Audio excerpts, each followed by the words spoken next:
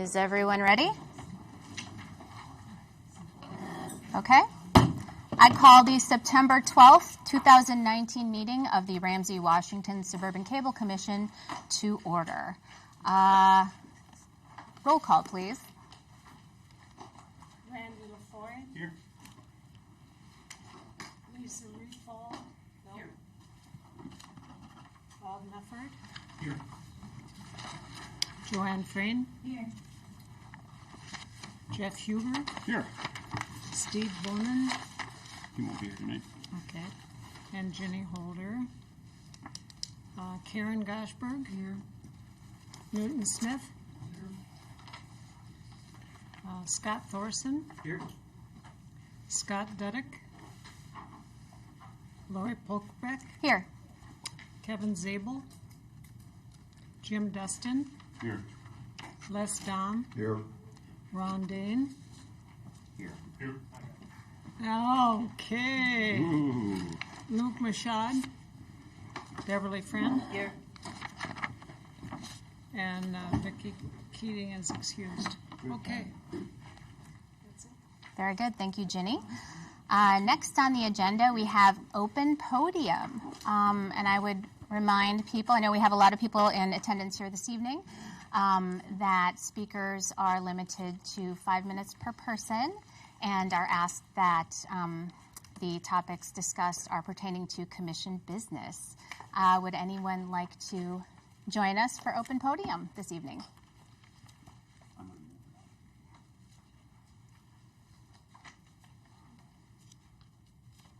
Once again, anyone want to make any comments under open podium? If not, then we will move on to approval of agenda and telecast. Jim.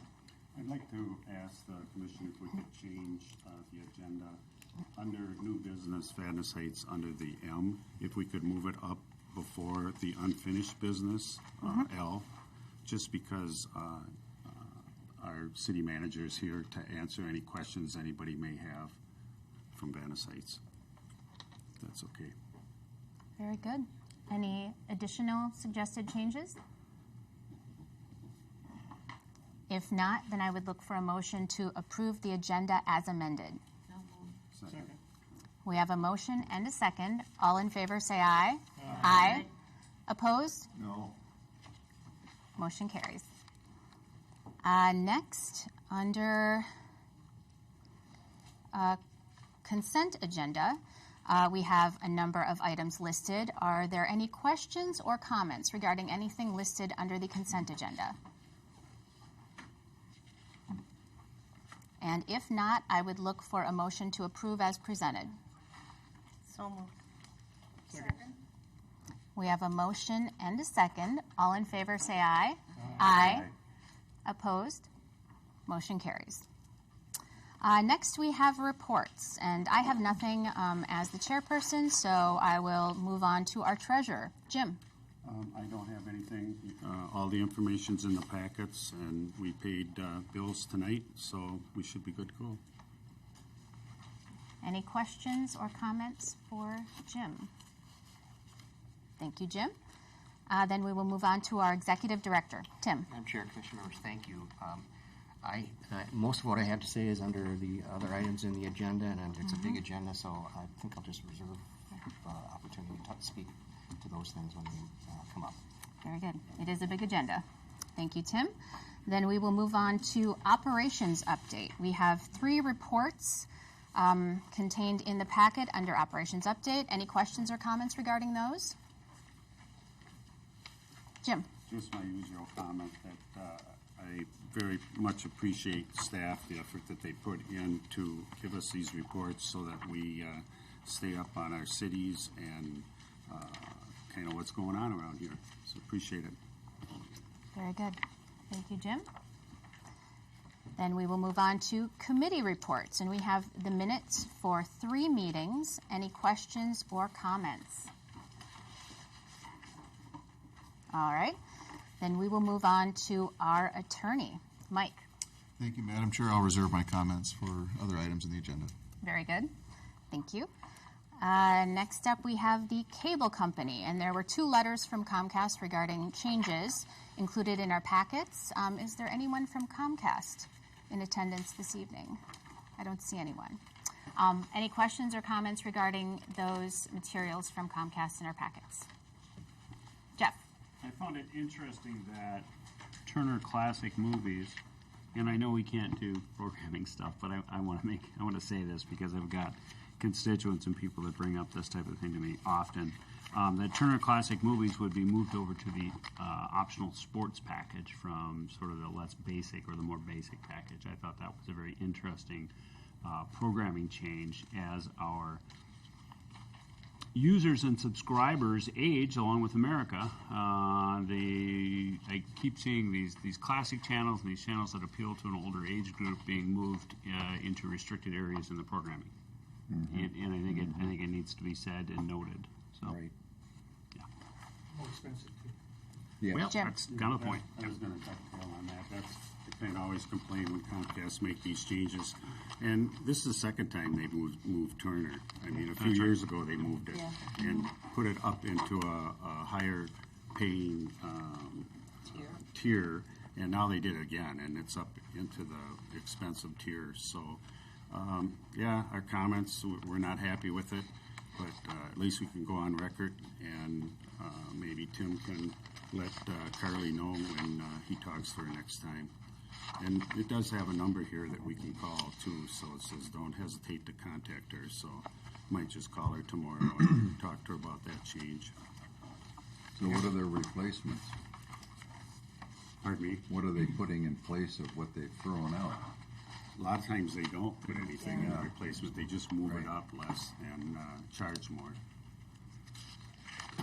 Well, I mean, we have a right to ask for an explanation from Sure. Comcast. I can certainly do that.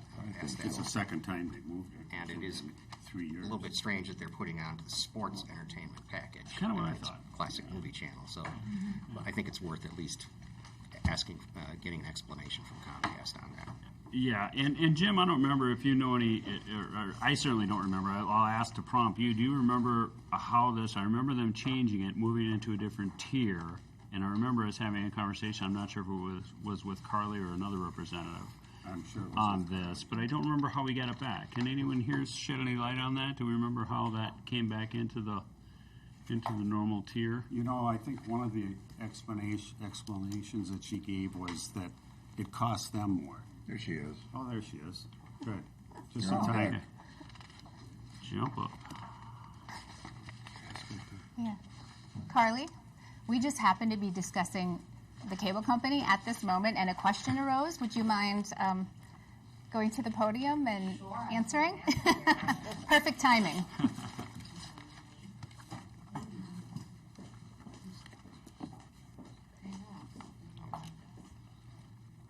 Welcome. Thank you.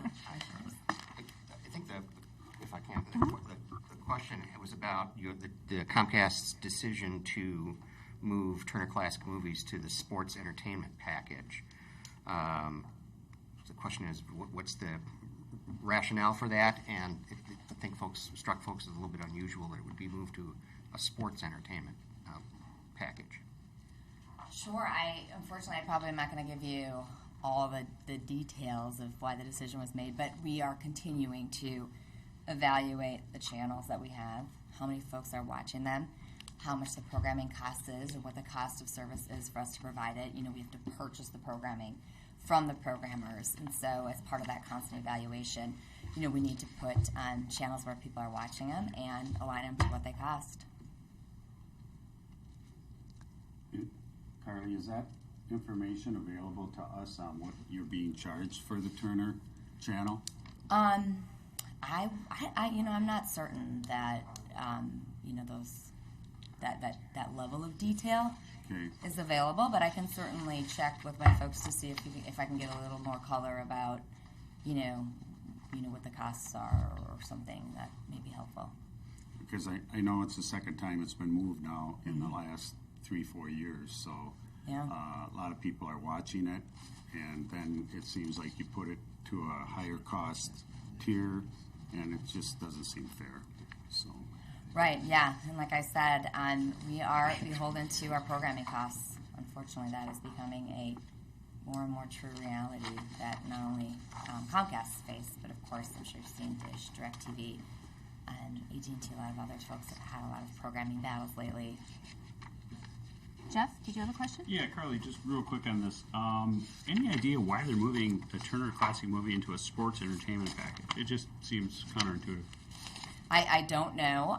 Those are our marketing folks and business folks, but it is certainly just a pretty standard business decision that we have to constantly review and determine how we manage our programming costs and get channels into the right package to keep the costs. So on basically a cost-profit basis, what we're really being told is that so many more people are watching Turner Classic Movies, it makes sense in a business decision to move this into an upper tier in order to sort of move the customers to an upper tier to access that program. I don't know that I would put it that way. I would say that we are constantly evaluating how we give the best value to all of our customers, and we have to take all of the costs of the service that we provide, the service that we purchase in order to provide that into account. Thanks, Carly. Bev? No, Carly, the one thing that I noticed from the last time it was moved, and I'll say it again, I feel sorry for the senior citizens because they're primarily the ones that are watching the Turner Classics. I'd say, I'm sure there's some others, but they do. And you move it into an agenda like with sports, and I don't understand that because I don't really know too many little old ladies that would sign up for sports so they could get Turner Classics. I don't think that the customer is being considered at all. I think this is another thing by Comcast. It's about money, and it has nothing to do with the customer. You don't really care whether, who it affects, as long as it affects your bottom line. Sorry. Les? yeah, I mean, if you move 2 channels out, what are you moving in? I mean, Hallmark is leaving, Turner Classics is leaving. That leaves a deficit of programming numbers for that tier. But then are they going to lower the cost for that tier? You would think.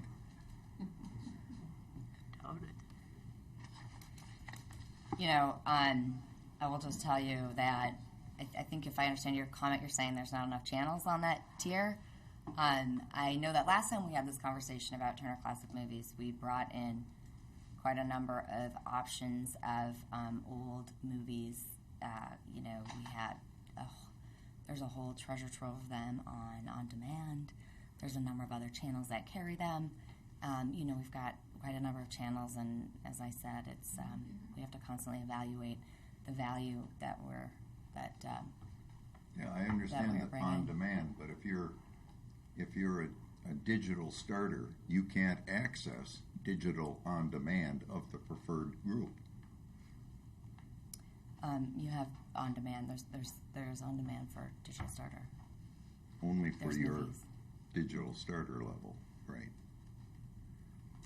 Okay, any additional questions or comments? Okay, thank you, Carly. All right. Thank you. All right, next on the agenda, we have Vadnais Heights, and we'll start with Mike, our attorney. You want to go first, Dan? Sure. Well, I can just. I'm going to hand off to you soon here. But as you see from your packet materials, the City of Vadnais Heights did 2 things. They came to an agreement for a new franchise with Comcast that went into effect September 1st, and simultaneously notified us of the city's intent to withdraw from the Commission's Joint Powers Agreement, which would become effective January 1st. I think I'd like to hand off to Mike so you can cover any basics about kind of implications relative to joint powers and franchise administration, that sort of thing. Sure. And then I want to speak about kind of the interest on the part of Vadnais Heights to sort of maintain some community television service from the commission, which is sort of the other piece of this. Okay, well, thank you, Tim, and members. As Tim said, the city of Vadnais Heights, which is a founding member of this commission, has given its notice of intent to withdraw from the commission. That the effective date of that withdrawal will be January 1, 2020. Okay. At the same time, the city entered into a new franchise with Comcast, and that became effective on September 1, 2019. And that's raised a few issues related to how franchise fees are paid and how PEG funding is paid and ultimately recovered from cable subscribers. Under the Joint Powers Agreement, there's a requirement that all member cities have the same franchise. And so obviously having a franchise that started before January 1, 2020, violates that provision. The JPA also requires all of the member cities to pay their franchise fees directly to the commission. And then at the end of, after we review after we receive those franchise fees and apply the budget, then the excess franchise fees are returned to the member cities, and that's been done, every year.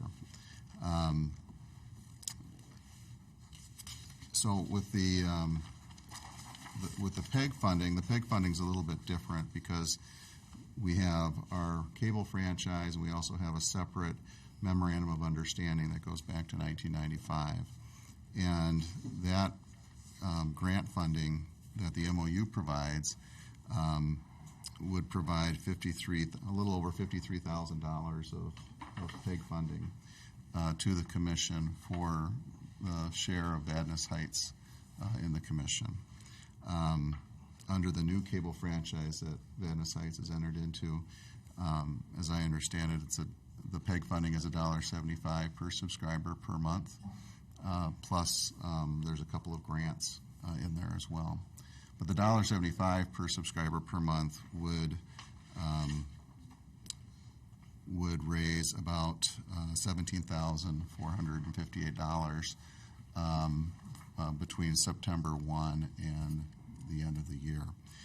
So there's a shortfall between those two numbers of about almost $36,000, $35,806.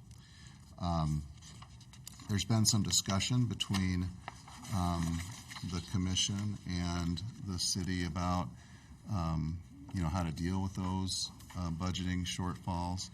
I probably should mention too that, and remind you that you all know this, but the budgets for 2019 were submitted to all of the member cities and approved by all of the member cities in July of 2018.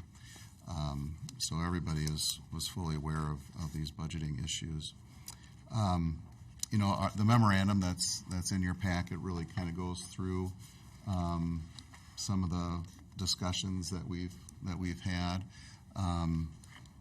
and I think now there's been some discussion on how do we kind of bridge that gap that we ultimately have here. So is that Sure. a good enough background? Yeah, I think so. Okay. And what I've sort of been trying to sort through with the commission leadership is that, as Mike mentions, there's a discrepancy in the funding. Our budget would be attributable to Vadnais Heights. It translates to about $13,300 a month is what we're expecting, and the deal that Vadnais Heights has would give them about $4,300 a month in that $1.75 PEG fee, and the city has represented that they would be willing to provide us with that funding in exchange for continuation of some PEG service through the end of the year. We've sort of went round and round internally about how we can do that when we're going to have a shortfall. And the thought at this time is that, and it's flushed out in one of the points that was contained in Kevin Watson's memorandum, that perhaps we could focus on delivery of service relative to the council meetings and their planning commission meeting as normal through the end of the year. But and we ran numbers, and it seems as though that we could probably achieve coverage of expense associated with that, in theory. I mean, we're still going to have a shortfall, but if you wanted to sort of help Vadnais Heights with continuing public programming of the city meetings through the end of the year, it's conceivable something could be done for the amount of money that's equivalent to that $1.75 per month per year. But it would be very narrow to just capturing and replaying council meetings, and would be and making those available online, and providing the basic troubleshooting, and technical support. It would not include any of the kind of other programming services that we provide, which is high school sports coverage, any of the community events and meetings and so forth that are sort of in addition. And so something could be achieved for that. Certainly, if there was some way for Vadnais Heights to make up that difference, that $9,000 difference, then my sense from commission leadership is that we could provide full programming service through the end of the year, which we would have done anyway had the city simply made their new franchise effective with their withdrawal. But the issue here is that they're on two different timings. They have a franchise that is effective now, and a withdrawal date of January 1st. So we thought that we could accomplish this narrow piece, if the city's willing, in the form of a simple production services agreement. It could be either between Comcast and the commission or Vadnais Heights and the commission, and that would specify the programming services I talked about: 2 council meetings, live transmission programming replays on Channel 16, online video demand, and 1 planning commission meeting per month, live transmission programming replays on Channel 16 and online video demand. But that could be accomplished in exchange for $4,300 a month.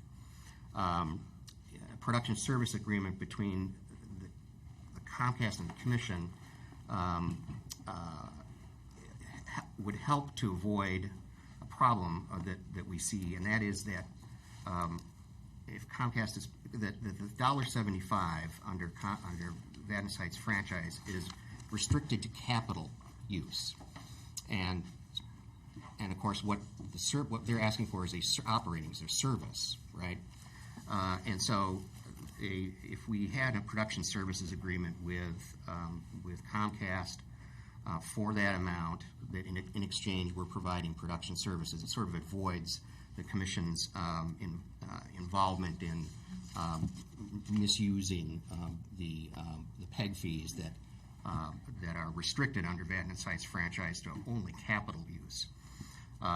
The other possibilities to have the production services agreement between Vadnais Heights and the commission, and not involve Comcast. Same thing, essentially would require $4,300 a month, but we'd ask that it be paid by Vadnais Heights from unrestricted general fund dollars, and that would help avoid the commission's involvement in violating the terms of Vadnais Heights' new agreement with Comcast, and enable us, presumably, to carry forward with the service.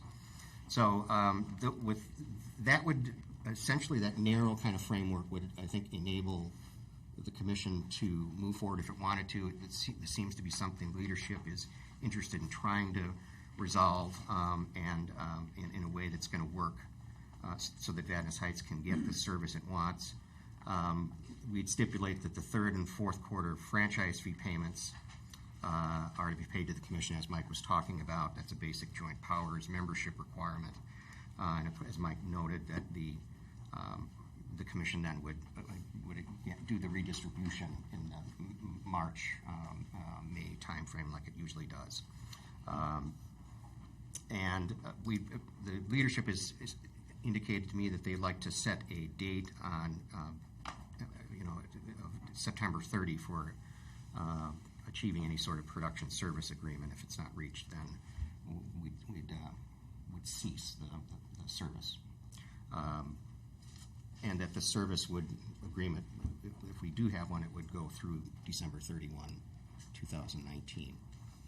So that's kind of the idea that we'd like to go with. I mean, if there's a comfort level with the commission on that, we can formalize that in writing to the city, and hopefully that's an option for them. If there's a way for them to find the balance of $9,000 a month, that's sort of that deficit piece, then you could certainly entertain, just providing continuation of full service through the end of the year. So I think that sort of summarizes where we're at, as I read it from leadership. Ginny. I've got two questions. One is, where does the city council in Vadnais Heights actually sit? Have they taken any actions that you're aware of? And where is Comcast in all this? We keep seeing representation that Comcast will do this or that. I've not seen anything in terms from Comcast or the city council directly. The communications we've had has been through Kevin Watson, the city manager. I don't know what other sort of deliberations there have been at the council level. The built into this idea is that if Comcast wasn't interested in being part of this, that there could be a separate arrangement between the commission and the city, as I've described. And we do have City Administrator Kevin Watson here in attendance this evening. Welcome. Would you like to answer her question? Thank you, Madam Chair, and the rest of the commission. This is the first time I've heard this specific proposal, but I think in terms of the funding levels, I think we're probably in agreement that we could probably make something work. As Tim was talking, it got me thinking that the franchise fees collected already by the commission from Comcast have more than covered the operations that we've already had throughout 2019, if you compare it to previous years. But yeah, I think we can probably work something out. So, Jeff. So this is the first I've heard of this as well. So Tim, first, I assume, and you'll reassure me here, I'm sure, that the executive committee has heard the proposal that you just discussed. The Legal and Policy Committee of the commission has heard that. Committee has heard that. Okay. And so if I understand it, I'm going to just read it back to you a little bit. We're talking about providing PEG services for the council and the planning commission for basically $4,364 per month until the end January, from end of December, 1st of January, be that as it may. $43.64 per month out of unrestricted funds, because the $1.75 is restricted funds in the city of Vadnais dedicated to capital outlays only. And Mike, how do you feel about that? Does that is there a legal case for anyone to come back and say, well, the Cable Commission pretty much knew what they were doing, and they negotiated to get these funds out of unrestricted general funds, but they kind of knew what they were doing the whole time. So, Mike, reassure me that that's not going to happen. We would have an agreement saying that Vadnais Heights is providing the commission with unrestricted general funds and not PEG funds. Okay. And you think that that is that's sufficient legal protection for the sure. commission moving forward? Thanks, Yeah, Mike. I absolutely. don't know, so I got to ask these questions. Tim, you stated that the redistribution of franchise fees would take place as normal. And have you talked to either Mr. Watson or others in Vadnais Heights? It seems as though Mr. Watson might have a little bit different view on those franchise fees and the redistribution of those franchise fees as normal. Are you of the mind that there's not going to be a pushback on that? I'm not sure what you mean by pushback. Well, a change of any type, and they're going to agree to having those paid directly to us and then a redistribution in March, right? That will be the condition That of will the be the agreement. condition of doing this. Okay, Yeah. so I understand that correctly. Okay. Okay. I want to hear more, I guess. That's a great base. I'd like to hear a little bit more about it. Additional all I questions got. or comments? Ron? So, tied to the franchise fee reimbursement that occurs in March, couldn't this shortfall just be tied as a liability and deducted from that franchise fee reimbursement? If the city, that's an option for the city, if they would want us to essentially, And then we provide Commit that. services as normal? yeah, if they want that. But I've had sort of mixed message on whether whether Vadnais would want to do that. But that's something I think if that can make up that $9,000 difference, then yes, that excess distribution amount could be dedicated to that. But that's something that And they would then- have to do. The other thing I was wondering about was the calculation of the excess franchise fees reimbursement. That's going to require some accounting to make up for the 4 months that are lost, correct? Well, we don't budget franchise fees to pay for PEG services. So your budget relies on the PEG grants to cover the production services. So the commission would, well, first of all, we'd need to, if you could conceivably make a budget change that would do that, but I think you'd want to make sure that Vadnais Heights was wanting to have that happen with that, what would otherwise be the return of their excess franchise fees at the end of the year. But that's would be an option for them. Jeff? So, just real quick, those franchise fees, I'm pretty sure that's already been sort of baked into the cake, as it were. Mr. Watson, if I can ask you a question, aren't those fees already part and parcel of the budget figures that you're working with there in Vadnais Heights? Those franchise fees. Yeah, so the refund that we get annually, that rolls into our general fund and is a part of our general operations, pays for me, streets, snow plowing, so. Right. So it's already baked into the budget cake in Vadnais Heights. Yeah, so that we would plan be on that. So any sort of refund that Commissioner Den referred to, we would have concerns with that. That's what I thought. That's what I was getting to. Thank you for pointing that out. But aren't you thinking about paying that out of the general? Isn't that the proposal? Paying that out Well- of your general fund now? As I said, that's their proposal, so Yeah. we haven't Yeah. considered that or looked at our budget or anything, so. Ginny? Well, I would ask our attorney to comment on this, but right now my understanding is that Vadnais Heights franchise agreement with Comcast says they get the money directly in a check, so we'd have to recover that money, whatever that figure is. Is that not correct? I think that's correct. I think it would be Vadnais' responsibility to direct Comcast to pay the franchise fee and PEG funding to the commission. And they'd be contractually required to do that Under under the JPA. Yeah, okay. Under this proposal. Thank you. Additional questions or comments? Okay.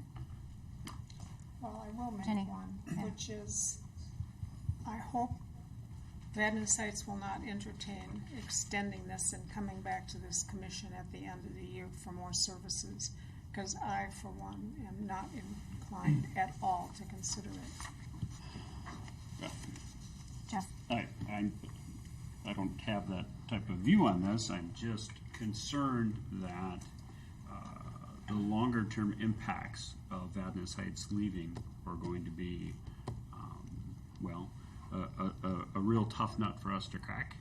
And I just wish if we had to do it over, we would have done this with a little bit more foresight in terms of the dates and the withdrawals and the way that it was negotiated, so that it could have been a little more seamless. That obviously, I think we all wish that it would have been easier for everyone involved. So I just I'm not looking forward to to cracking the nut of our budget once this gets going on, and I hope,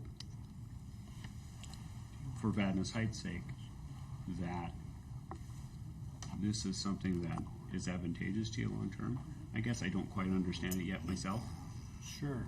So, I gave Chair, the Chair Pokerbeck, I'm sorry,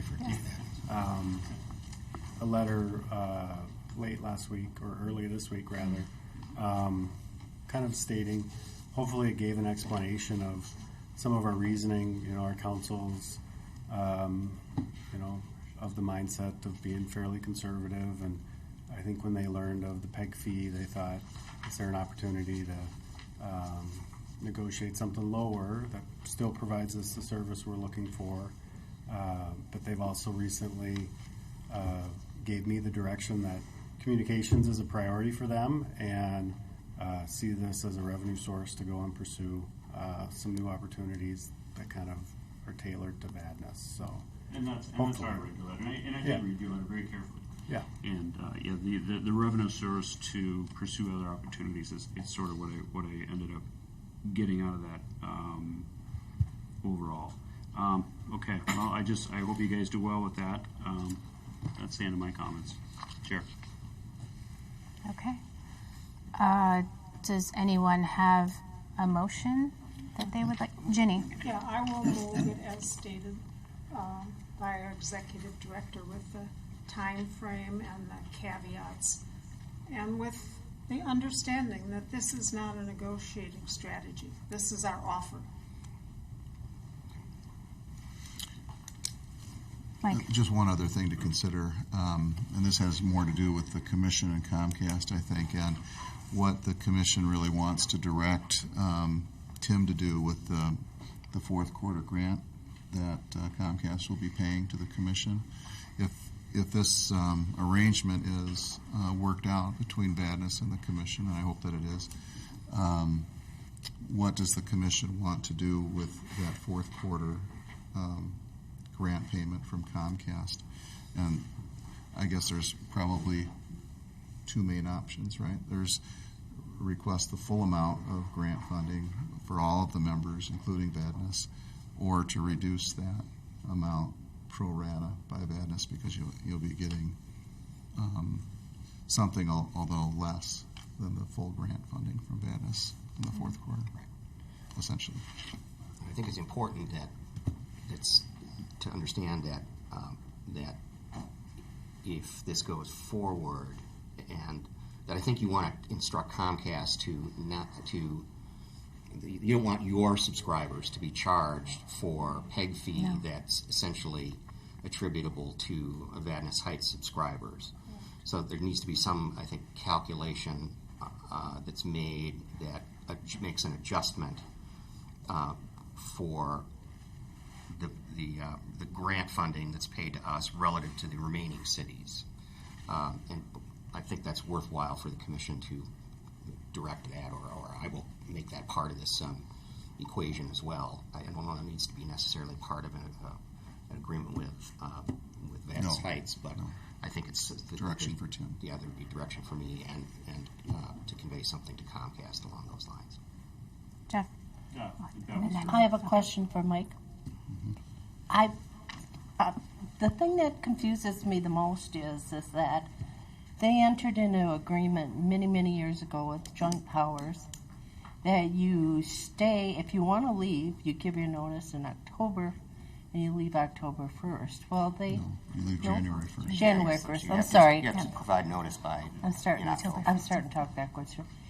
But they left early. They made an agreement. They're running they have two franchise agreements right now. One that if they're with us. No, they don't. They have.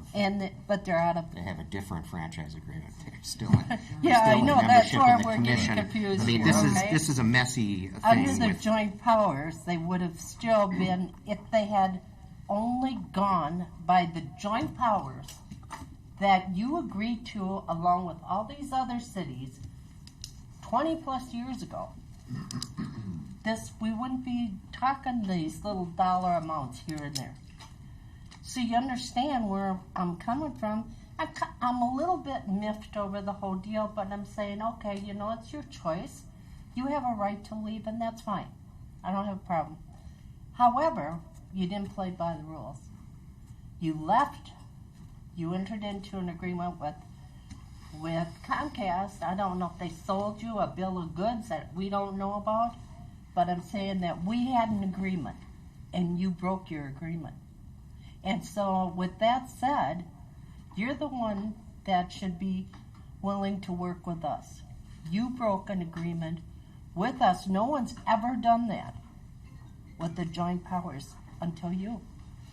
So, I mean, you've got to come a little bit. You got to move a little bit here. So whatever Mike feels is fine, but I'm not going to see us get screwed.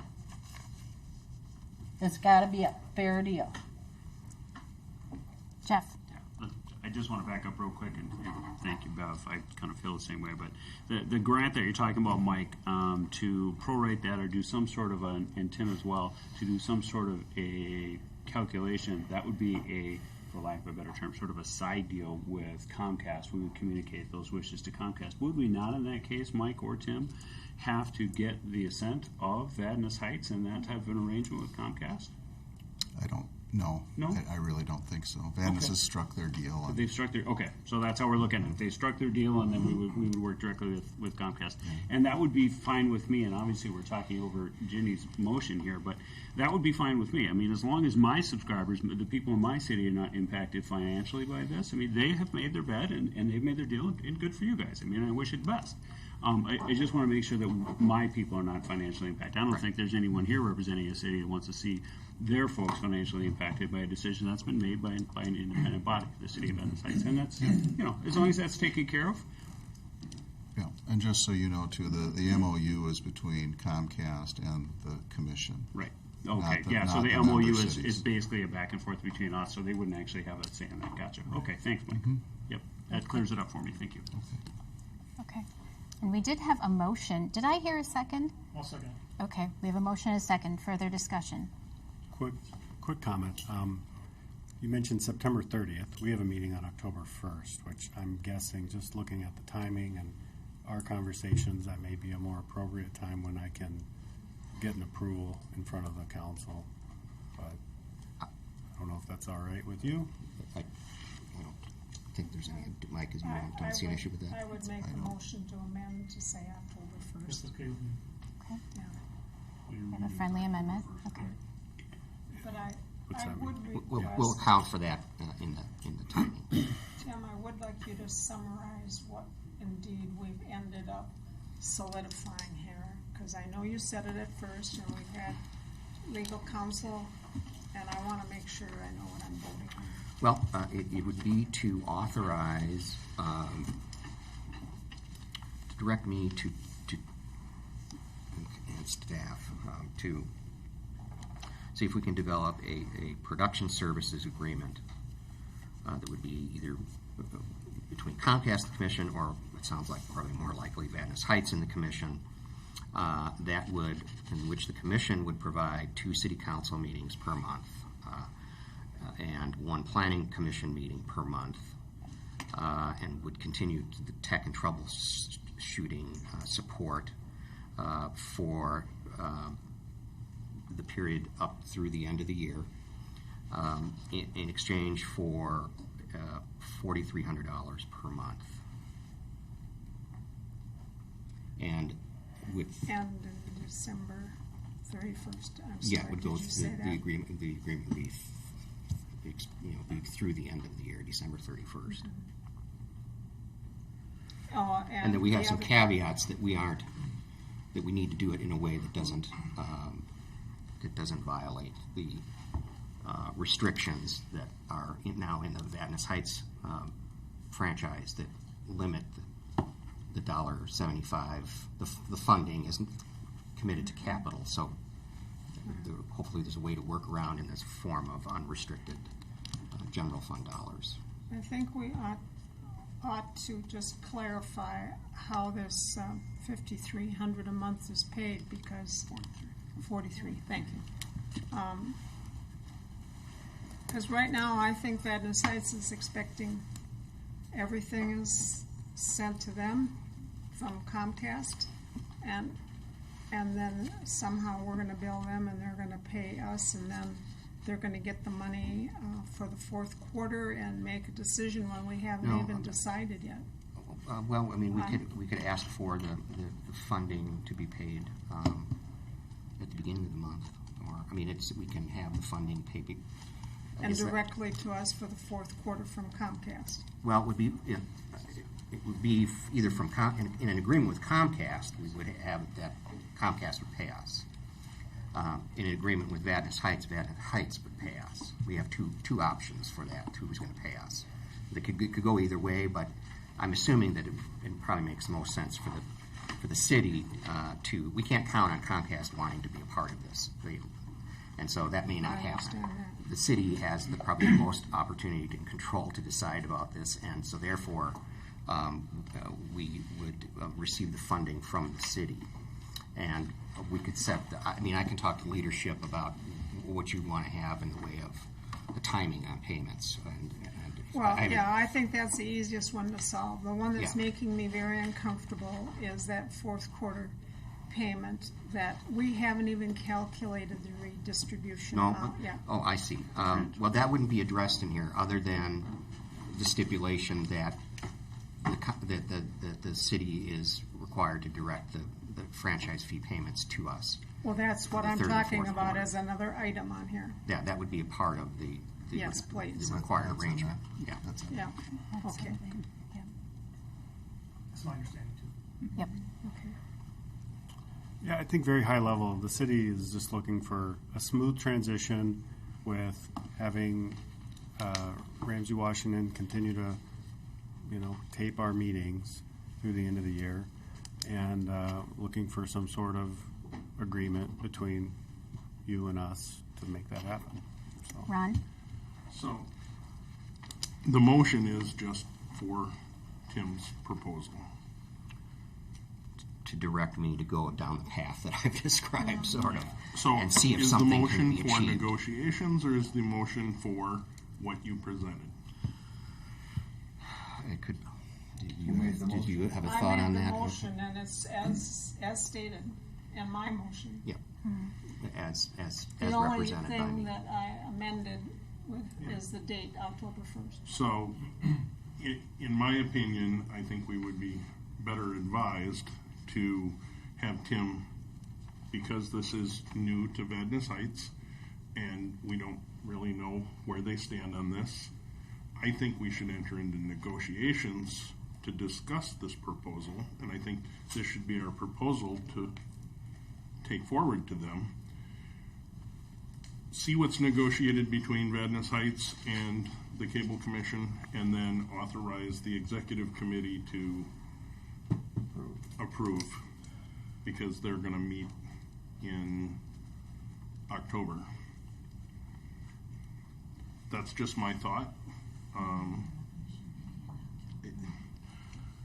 Okay. I hate to see you leave, Sure. but every city's gotta do what they have to do for themselves. I just think we have to figure out the best way to work that, and I don't know that a line in the sand is the best way, although that's what I think. So, that's just my thought. Just for clarification, what happens on October 1st if they don't come to an agreement with us based on what we've formulated? They're out of services. Right. Okay. Oh, Jeff? To boil the whole thing down, it's 12.9 for 3 months of PEG services, with the caveat that you're going to write, you and Mike are going to write in the franchise fees are sent directly to us. So that's great for redistribution. That's fine. There's nothing wrong with Vadnais Heights being sent this proposal, and I respect Ron's points greatly, but there's nothing wrong with Vadnais Heights being sent this proposal and having the council consider it and having come back. The council are all very astute individuals, and if they wish to come back with a counter proposal, they can do so at that time. Obviously, I think our whatever committee that you deem appropriate to review this, probably legal and policy, can be convened rather quickly to look at that once Vadnais takes a look at it. So I'm not sure there's really too much of a difference to just taking Ginny and Randy's first and second motion here and just approving it and sending it back with Mr. Watson to have the council take a look at it. If they want to counter, I guess we'll take a look at it at that point. So all seems pretty clear. 12/9, 3 months. Okay. I believe we are ready to vote. All those in favor of the motion as amended, say aye. Aye. Aye. Opposed? Aye. Aye. Do we need to figure out if we have the votes? We might have a, Do you want to do a show of hands on this one? Or we, Yeah. We need to wait. Yeah. we might not Who need to voted take- against? Raise Right, your I hand. just wanted to identify, because I, Just me and the two guys, the two boys down there. Just wait there. Well, okay, so, since we're in a weighted voting situation, we're gonna have to add up, the weighting and well, make sure is that there, are there enough? bodies.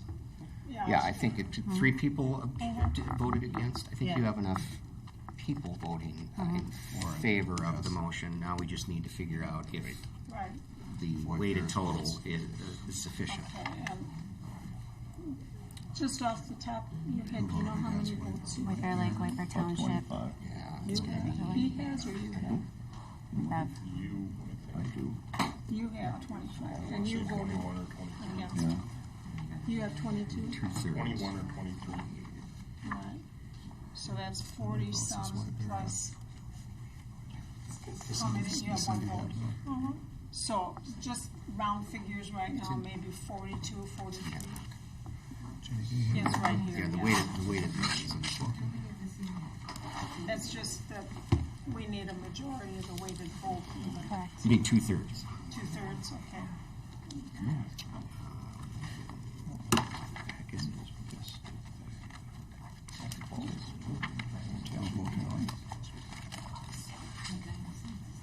So. There's 22. Just trying to divide the income. And I want to say it. Ron. That's what I want to do. I Ron want to voted say against it. Ron voted against it. Wicker Township's 3. There's 34.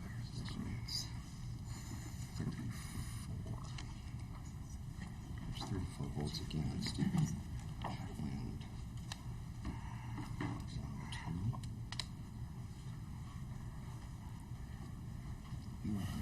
Oh, It says 1/3. did you abstain? No, I voted. So it's Okay. 1 votes. Yeah, it's 1/3 of the votes. yeah, we need 2/3 too. Should I? Couldn't be any closer. When did they withdraw? Good question. Good question. Should Jim have voted? It is. Well, they're still part of the joint Well, powers agreement. yeah, they're part of the joint powers agreement. We're just talking finances. They are a member of the commission through the So end of the you're year. gonna have 2/3 because we only have. Correct? Yeah. We only have 66%, not Yeah. 67. No, it failed. By one vote. By one. By a tenth of a If percent. the weighted numbers are correct. They just Yeah. live alone. Huh? They just live It's the official, yeah. Okay. Okay, Yeah. well, Do you want to make it? at this time, perhaps we look at option B, which was to go back to the city and negotiate and hold perhaps delegate it to the executive committee, or we could hold a special meeting to approve an agreement. Well, I would be willing to make a motion that Tim take this proposal to the city of Vadnais Heights with the intent that they will hopefully agree to these services. If there is pushback, that we will negotiate, but perhaps not, and leave it to the discretion of the executive committee. I would make that motion. Okay, so the sorry, Madam So Chair, I we don't want have to step on you. We have a motion. Can I get a second for discussion? Second for discussion. Okay. Then Jeff. So, Ron, if I understand what you're saying, you're basically taking Ginny and Randy's motion and second and adding to it that we present it to Vadnais Heights and ask them to comment upon it? Well, you drew a line in the sand. We drew a line in the sand with the last motion. I It don't, said that yeah. it was this proposal. So if this Yeah. proposal gets turned down, Yeah. it's dead in the water. And I said I thought clearly that, Vadnais Heights, I've watched their meetings, I've watched Mr. Watson work, and I know that they're very astute and smart individuals. And if that does not fit within their city's goals and does not fit within their city's what they're trying to achieve, I'm sure they would come back to us with something. But if you would like to memorialize that, it sounds like that's what you want to do, is you want to take this and then memorialize the fact that, of course, Vadnais can take a look at it and come back to us if they wish. Certainly, I'll support that one. Sure. Jenny. I would speak against it, even though I'm for working together.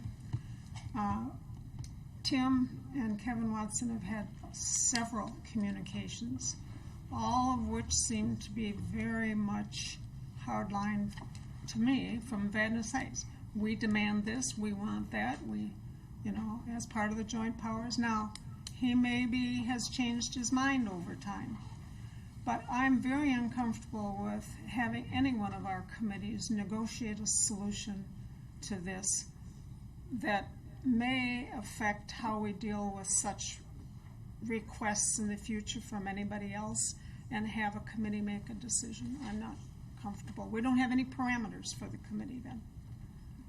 Negotiate something is, I'm sorry, that's not acceptable to me. And let me be very clear, when I agreed with Mr. Dan, and I do agree with him, to send that over to Vadnais Heights with the caveat, if they want to come back with something, it'd be great. I don't agree with having actually a committee negotiate it. It's something I think is better done on this basis, where the entire commission has a say in it instead of a committee. But certainly, again, like you say, if they want to come back on something, I'd certainly be willing to listen. Absolutely. But I think what we're putting out there is pretty fair, because it aligns actually with the PEG fee that they're going to be charging, right? I mean, it aligns with their PEG fee themselves. That's why Mr. Watson is being, I think, so very reasonable on it, because it aligns with the PEG fee that they're going to be collecting anyway. In fact, it's slightly less, $64 less, if it's $4,300 even. So it seems to align directly with what Vadnais is doing. But like you say, Ron, if you want to make that same motion that Randy and Ginny did, and then with the caveat that, of course, Vadnais Heights can look at it and come back, I'm in support of that. Quick comment. I was on the phone last week with Mr. Bradley and our attorney, and after the phone call, I got to thinking, there really doesn't seem to be any reason that I need to be having a discussion with attorneys about this, and we should be able to find some common ground and find a middle ground, and I think that's what each of you wants to get to find a solution for kind of these last 3 or 4 months, and we do too. I think we just want it to be reasonable and within kind of the budgetary constraints that we have as a city. So hopefully that can be appreciated by the rest of the commission, and we can move forward. Okay. Ron, could you please repeat your motion? Well, yes, but it sounds like Mr. Huber would like to see us, if there is a review of this outside of what's presented, that then the full committee would come together, or the full commission would come together? Yes, that is correct. Yeah, I think this is really a decision, because there are so many legal issues here, Ron, and it is a big issue to have Vadnais Heights pulling out with these incongruent dates. I think it's a decision that should be made by the full commission. Okay. Yeah. I would agree with that. So my motion then would be, in the interest of collaboration with the city of Vadnais Heights, we move forward Tim's proposal of the $4,300 and change per month for services through the end of the year, so that the city of Vadnais Heights can review that, evaluate if it fits within the parameters of the city, to aid us in creating a smooth transition for their departure from the commission on December 31st. If that proposal is not accepted, any counteroffer or anything would have to be reviewed during a special session of the Cable Commission in October. Okay. We have a motion and a second. Any further discussion? I Jenny? don't want to throw any wrenches into it. I mean, we're working towards something. This is a solution. But if you stop and think about it, there's a gap between October 1st and October 12th, when we meet again, in which they would get no services. At least the way it stands right now. So, I don't know if that makes any difference to anybody. But, I mean, I'm in favor of what Ron is proposing. It's certainly more than halfway on our part. Jeff? And Ginny's bringing up an important logistical point there. They've got a meeting on the 1st. They need to get it filmed. We're not sure whether or not on a regular meeting basis the 12th would work or not. But technically, this can all be handled pretty easily, and we can make this work. It's just, again, to go back to the point of the entire commission, we could have a special meeting pretty quickly thereafter. We could get that on the TV pretty quickly thereafter. It may not be live, but that would be sort of the process there. We may not be able to have it on live. It might be on the next day. Those types of logistical issues can be overcome. It's just the Vadnais Council is going to be looking at this in their regular session as a council, a duly constituted council. There should be no reason we don't look at it as a duly appointed commission. So, with that said, I think the logistics can be handled. Okay. Again, we have a motion and a second. All in favor say aye. Aye. Opposed? Motion carries. Thank you. Thank you, everyone. Thank you. Then we will move on to unfinished business. And the first item under unfinished business is franchise renewal. And we will hear from our consultant, Joe Van Eaton. Thank you very much. Just a reminder, because this has been a long process actually going on for several years. But Comcast is operating using the streets and roads and other public property in all of your communities with your permission. And that permission is provided by a franchise issued by the local governments. And federal law defines sort of what you can request for that franchise and what the process is for, say, yay or nay when someone requests a franchise. The idea of the federal law is the franchise should impose obligations on the company so that it's meeting the community's cable-related needs and interests for the franchise term. And the federal law set up a process when you get near the end of the franchise that allows you to determine whether the operator's franchise should be renewed. It's not a competitive process. You don't go out for bid and see if there's other people who'd like to serve. It's literally a process that allows you to evaluate whether Comcast should be allowed to have a franchise going forward for a new franchise term. So that process involves several different steps, and you're here tonight because we're reaching an important milestone in that process. The process first involves the community assessing the cable-related needs and interests of the community and evaluating the past performance of Comcast.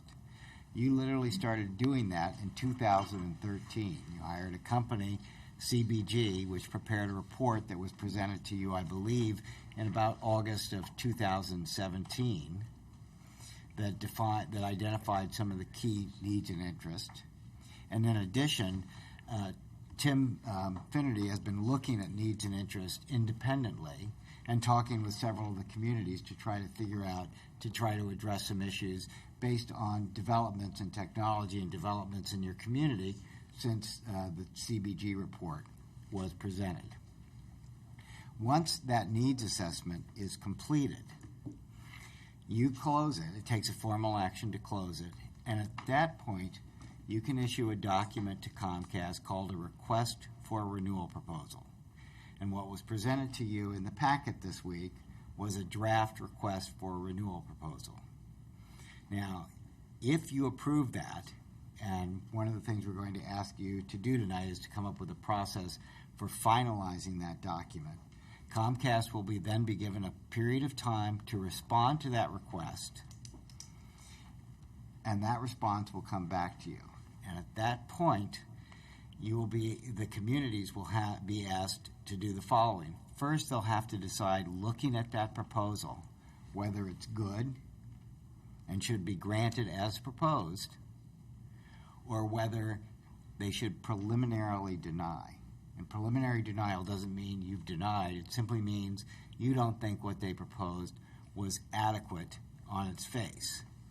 If you preliminarily deny, you then commence a hearing where you have where the company has certain due process rights.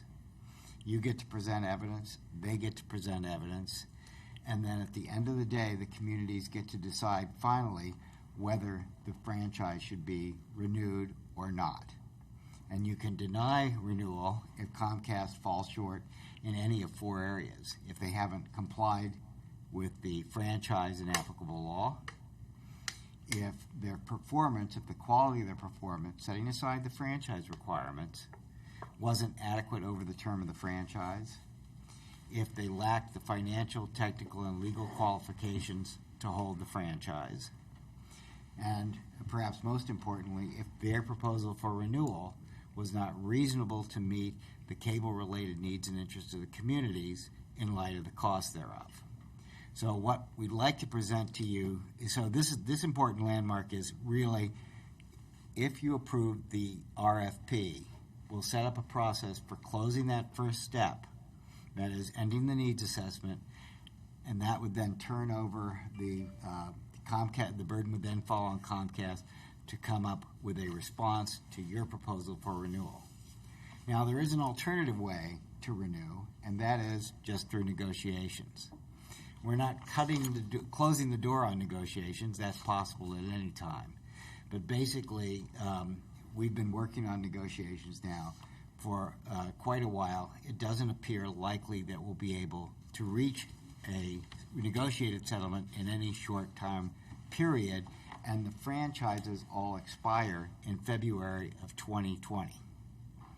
So we have approached Comcast and said, if we can reach an appropriate extension period, we'd be willing to delay things further and try to negotiate some more.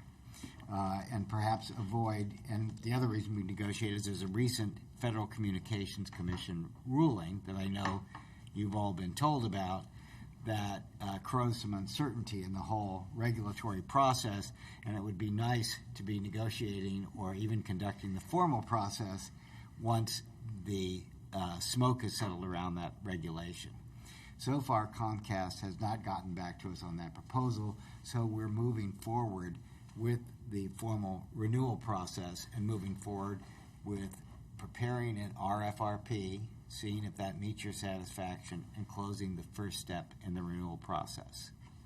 So that's where we are, and that's the first item was to do introduction, and I believe the next item was to potentially get some public comment on needs and interest of the community and past performance. Very good. Thank you, Joe.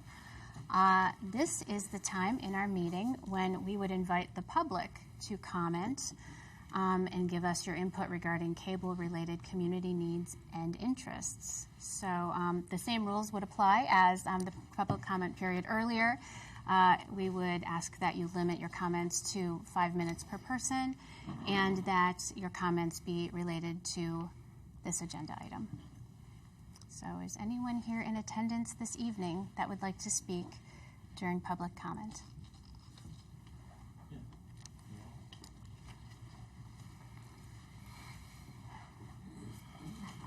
Good evening, Chair and Commissioners. My name is Paul Renke, Oakdale resident, 7073 46th Street North. I'm also the mayor of Oakdale.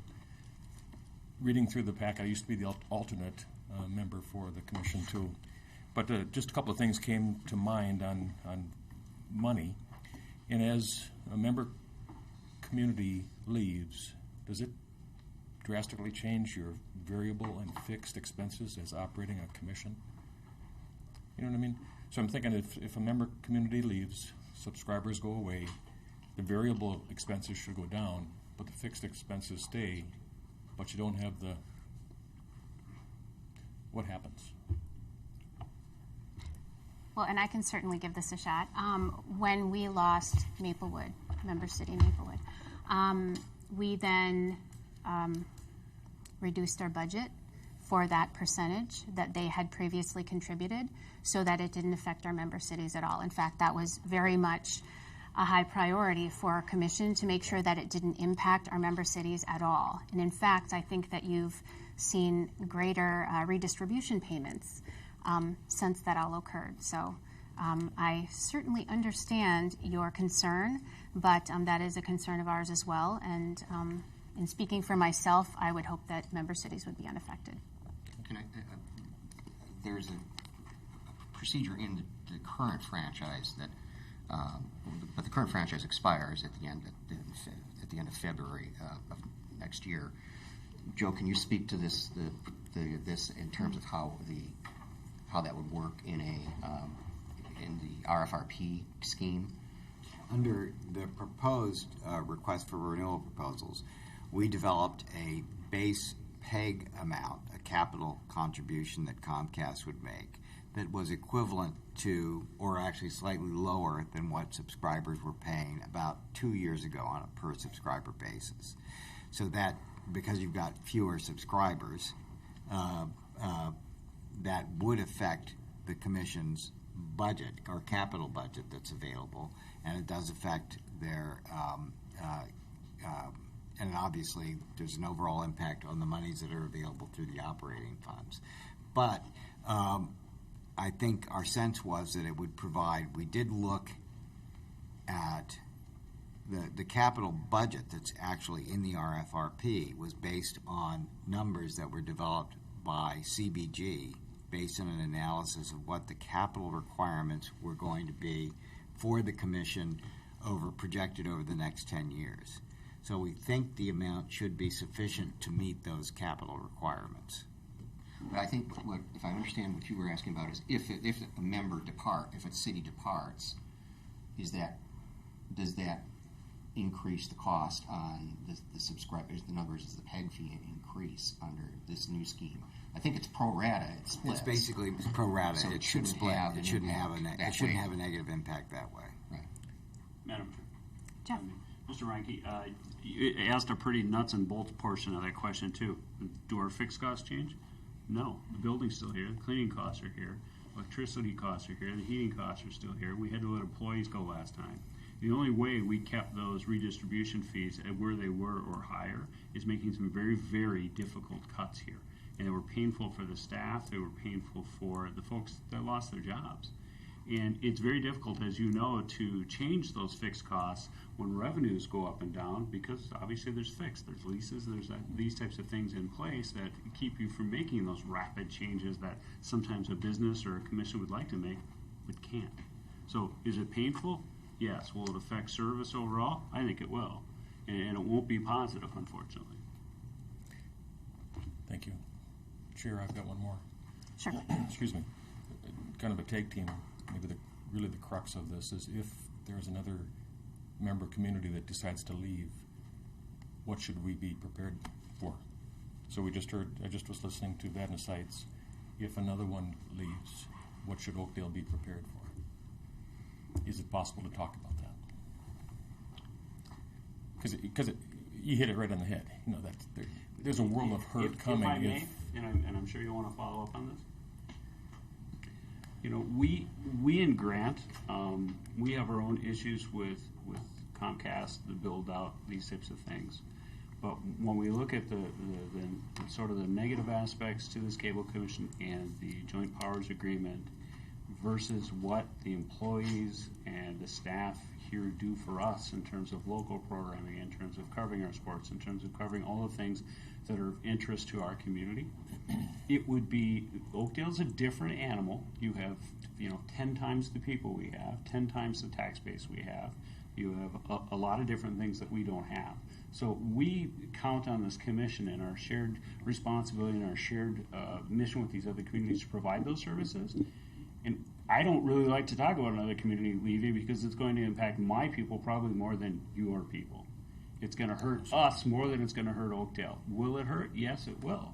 Because those services go away. This joint powers agreement is formed for a reason. And it's not just, I'm not angry with Vadnais Heights at all. They did what they had to do, and I can appreciate and respect that. At the same time, we came together in this joint powers agreement to develop and promote the programming and the services and the communication tools that we have here as a group for a very good reason. And these communities leaving, I don't think they're quite getting the deal they think they're getting, and the mountain that they have to climb to produce those services within their own cities to provide that level of service is going to be a very steep mountain indeed, and I think they have underestimated it. Well said. Ginny. I would just add, I'm from Lake Elmo, by the way, Ginny Wooler High. Lake Elmo has always been concerned about the PEG fee and other fees that Comcast subscribers pay. And so I've looked at, all right, what are these shared services that the commission provides? And when I did it, I'm not an accountant, but when I did it years ago and added it up, it was about at least $40,000 in just auditing services, special attorney fees, software for dealing with the special reporting requirements and whatnot. You add it all up, and it's significant. Now, I don't know that it adds up to $40,000 now, but it is significant, and I don't want to, just renewal. Our budget here for renewal is in excess, I believe, of $200,000. So you take even a portion of that. A city might think, well, we can do that, but you know what? Your current attorney, whoever and however skilled they are, will need an advisor in the cable industry. So you really have, each city, when they look at getting the dollars themselves, have to ask themselves, what are they also going to need to pay for now that they don't have in-house? What strikes me when I listen to you talk is something that Chair Polkerbeck has touched on a couple of times in our interactions over the last couple of years, is things are different. And if maybe the underlying assumption that I didn't speak was if I pay attention to my son, he doesn't watch TV. He's doing his Netflix, he's doing his YouTube, he's doing his thing. So the subscriber base in Oakdale is probably slowly trending down. I assume that's going to continue. So then what do we do as a way to still provide better services, but acknowledge that our financial base is eroding? I mean, that to me is the crux of maybe all my questions. Les, did you want to comment? Yeah. Lori received a letter from Vadnais, and in the letter, the mayor alleged that the PEG fee was akin to a tax. Well, it's not a tax on the subscriber out there. It's a rent payment for the use of the right-of-way that exists, that Comcast uses. Where these people get the idea that it's a tax, I don't know what they're thinking. I mean, the mayor alluded to the fact that it's a conservative bastion out there, and calling something a tax, it's sort of like painting it in a way that people don't like it. We have small cities. We just had a vote here, and 3 cities voted against it. And it was because of a weighted vote. The larger cities looked out for the small cities because we need their participation to make this a community around White Bear Lake.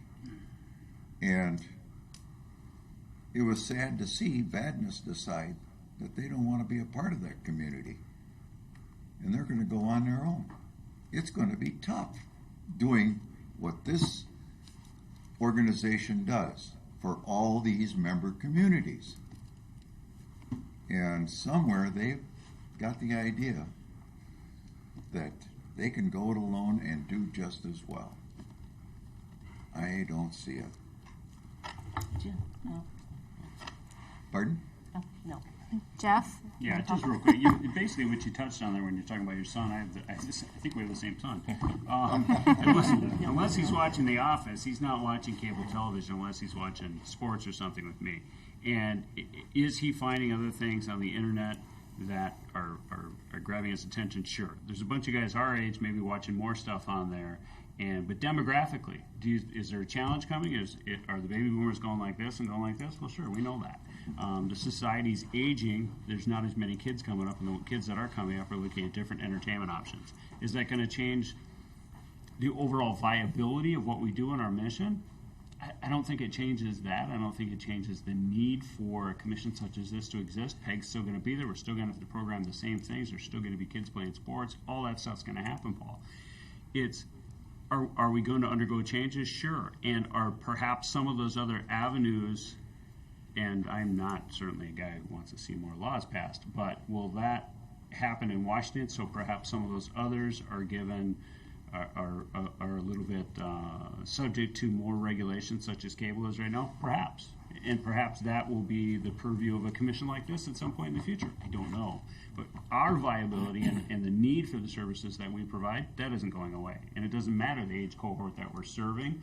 Most of them, as they grow, are going to watch our program for one reason or another, right? Either going to have kids, or they're going to watch government, what have you. So we're still going to be here. Thank you. And let me just add, one thing that's often assumed is that Comcast is losing subscribers. It's actually losing video subscribers. But in order to get the internet in this area at a high speed, Comcast is the option. So when you look at the overall profits of the company and whether it can afford to serve this community well, I think that may become an issue in this proceeding. But I don't think if you spread out the money across all the people who are buying services from Comcast that you'd be putting an undue burden on them. It's because often we're focused on the video side rather than the other sides. Okay. Well, the one thing I wanted to say is that I represent a small city. I represent Willarney. And if we didn't have the commission here, they're kind of like our big brothers because we're here and they can help protect us. We can't afford, a city the size of Willarney cannot afford to pay for a high-priced cable attorney. Yeah, the special one, they couldn't afford to do that. They just have to take what came their way. They wouldn't be able to fight that. But because we're together, we have this committee, we work together. Not only do we, the cities right here, work together, but we work with other commissions. And sometimes we bond together and we put up a fight that way. And so for a small city to be a part of this is very, very important for us. And we benefit from it. And that's why I've been on the commission for 20-some years, and I don't mind giving of my time. And it is a volunteer position, but the services that come back to the city are so important. And we so appreciate it that I just say thank you to the big cities that are sticking together with us to keep for my city. And if I could add to Bev's comments, there is strength in numbers in negotiating. So whether it be a small city or a larger city, you'll get a better deal if you negotiate as a larger group. Ron. Yeah, and to your point, your city probably offers health insurance to its employees, correct? Where do you get the health insurance? Market. From a group. From a group. Provider. And we get ours from City of White Bear. City of White Bear. No, not anymore. But We did. Yep. Just the principle is what we're talking about. Right. It's that we're doing together. And, not that I have anything against Comcast, but we would not, your community is not going to be able to cover the football games, the school events, the community. You're not going to be able to do it on your own because we're sharing those costs. And And please keep in mind that no, I know. I'm not raising a No, flag no, for and anybody. I'm not saying. But I am asking the question, what's going to happen if there's another larger community that says, we think, good or bad or right or wrong, we think we can do better.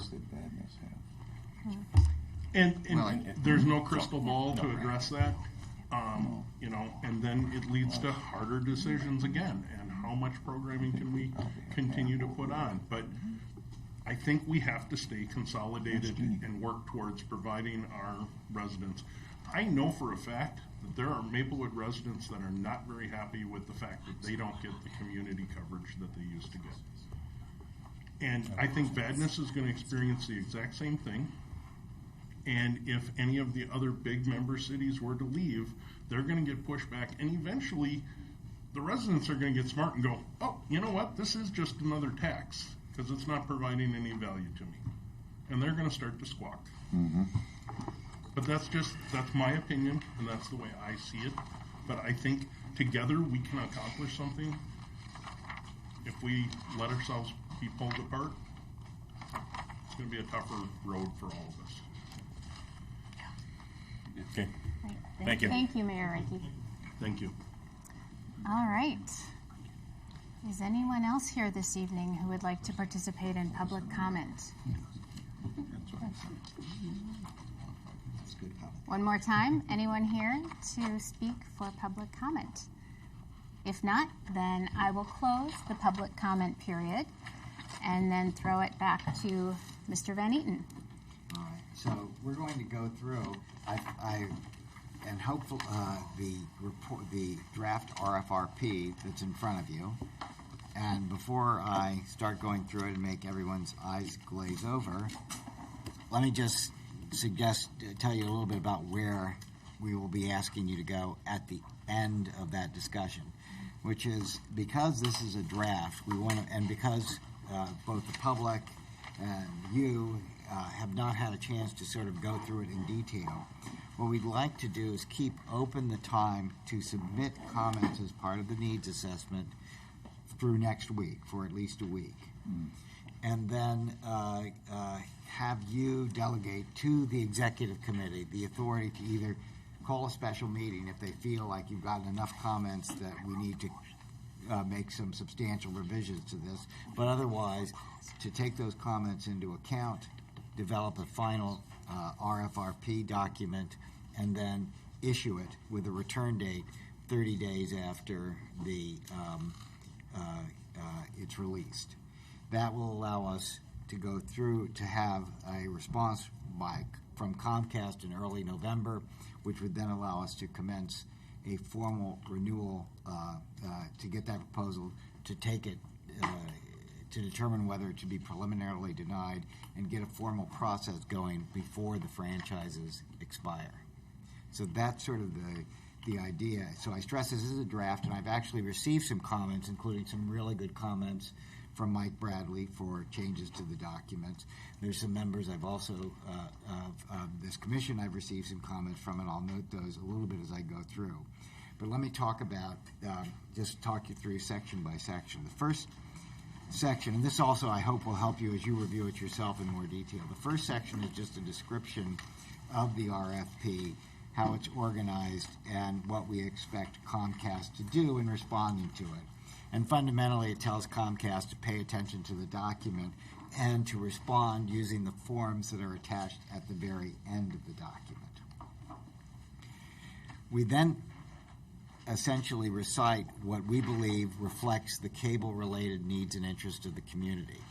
And we state those in more generalized terms, not sort of in great detail, but generalized terms, because we think there are different ways to meet the needs and interests of the community. We want to express what those needs and interests are and not foreclose the notion that someone might be able to come up with a creative way to deal with those. But they reflect, I think, sort of the following findings which come out of both the work of staff but also of CBG. And just let me let you know what those were. The one was that there is some concern with the public with the quality of customer service provided by Comcast. And that's particularly true with respect to the availability of responsive local offices that are within reach of everybody in each of the communities.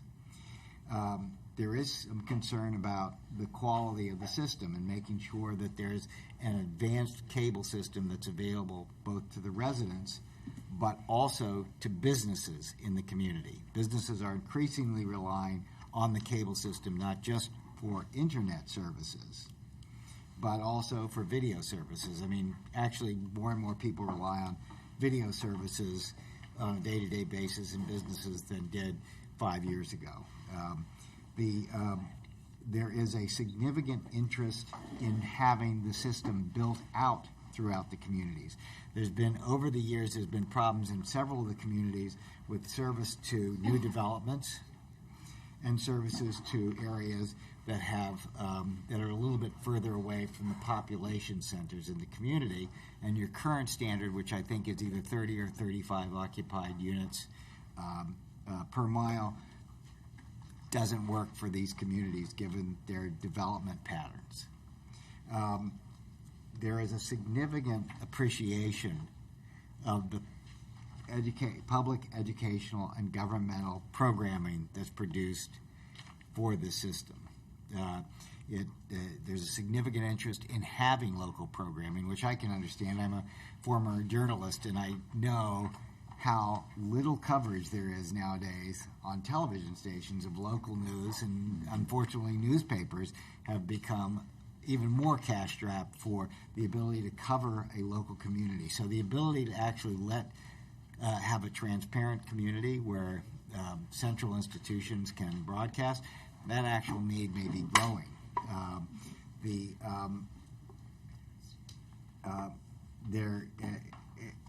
And there's certainly support based on the surveys that were conducted for the level of support that's being provided by Comcast now, or even a higher level of support. There were questions. CBG did ask questions that were designed to get at whether there was concern about the financial aspects or the financial impacts on subscribers. The institutional network, several of you take advantage of an institutional network that connects to your central offices, to your city halls, and that allows not just transmission of live programming by video, but also permits you to engage in transmission of data and to participate in sort of a more electronic or more a world that's becoming increasingly an e-government world more efficiently. So all the communities had an interest in doing that. One of the things that's misunderstood about institutional networks is you think of them as just being things that are used by government. Actually, as they're defined in federal law, an institutional network is any network that is primarily designed to serve non-residential customers. So that would include not just you, but an institutional network that would be focused on reaching your business centers, any developments you have that are commercial, and so on. So one of the things we've done to try to respond to that need is actually maintain and provide for expansion of the idea of an institutional network and to make sure you have an opportunity to use that institutional network going forward. We looked at past performance, and the past performance, as analyzed by CBG, they found some areas where the Comcast system was not being properly maintained, and that's reflected in either open boxes, hanging wires, things like that, wires that are just left on the ground. Those were brought to Comcast's attention during the process, but we're still finding places where those pop up all too frequently. So we've noticed as a past performance issue the failure of the company to maintain the system in good and neat condition, which is something they're required to do, but we also provide for a process for improving the system going forward. And the last item was there is a serious question as to whether Comcast has been engaged in deceptive billing practices, essentially hiding fees when they're supposed to be putting everything in a single fee. You actually issued a notice of violation on that, and the date for responding to that expires Next week. Next week. So we haven't heard from Comcast, but that's noted as an issue that's still outstanding in terms of past performance. So that's the overview, and that is all, should all be laid out in the cable-related needs and interest discussion. You should all be able to look at that and say, yeah, this reflects my needs and interests. We then came up with a model for satisfying those needs and interests. And the reason we came up with a model was that so Comcast could literally pluck this out, plop it in a proposal, and we would say, yeah, we would be comfortable with that. That would accept it. We don't require them to do that, but we do say, if you vary from this, we expect you to tell us how you plan to meet the needs and interests we've identified. So let me give you the highlights of what some of those requirements were. Under the provision of cable services and system build-out, we essentially required them to pass by, that is, to be in front of every residential unit, whether occupied or not, down to a density of 15 homes per mile. Okay? That should be very helpful for a lot of your communities, and especially if you're having any new developments where that density is, it should lead to Comcast building out faster and getting the service to those locations. We also require Comcast, without charging a line extension charge, to serve any residential unit, but we do allow them to come back to you and make a showing to you that it's simply not economical to do that. We do recognize that there is the paradigmatic farmhouse at the end of a long country road that would cost thousands and thousands of dollars to serve, and we're requiring them to build out at their expense would effectively shift cost to other subscribers. But the idea here is they've been here a long time, they're reasonably profitable, and they should be able to serve a broader area, or at least show you why they shouldn't serve. We have a similar requirement with respect to business services. They have to serve businesses. That's not something that is in any of the franchises in this area. They're all limited to residential. But the idea here is that businesses are going to be depending on the system more and more. It's providing a variety of services, and we want the system network to be available to your business community. So that's part of the description there. And then we require them to upgrade their system to the next level system. The system that CBG proposed and that's reflected in this document would essentially build out fiber very close to every end user and eliminate the need for something called amplifiers that are now on the system, on the network, and that interfere with upstream and downstream transmissions. So this would provide a significant improvement to the quality of service, but also to the ability of the company to deliver the next generation of cable services and also other services, because we anticipate they will provide other services, including high-speed internet. So that we're requiring a 25% increase in the overall video capacity of the system, and they would go essentially double the capacity that's available on the system. That, by the way, is not a stretch. It's something that Comcast is actually doing in other communities. So what this does is not ask Comcast to do something completely out of whack with what they're doing, but to ask them to do it here within 2 years of the renewal. So you don't end up the last in line, as it were. So it does affect sort of the priority of, it affects them from a capital budgeting perspective, not from a design perspective. In terms of the INET, we do require them to provide the institutional network.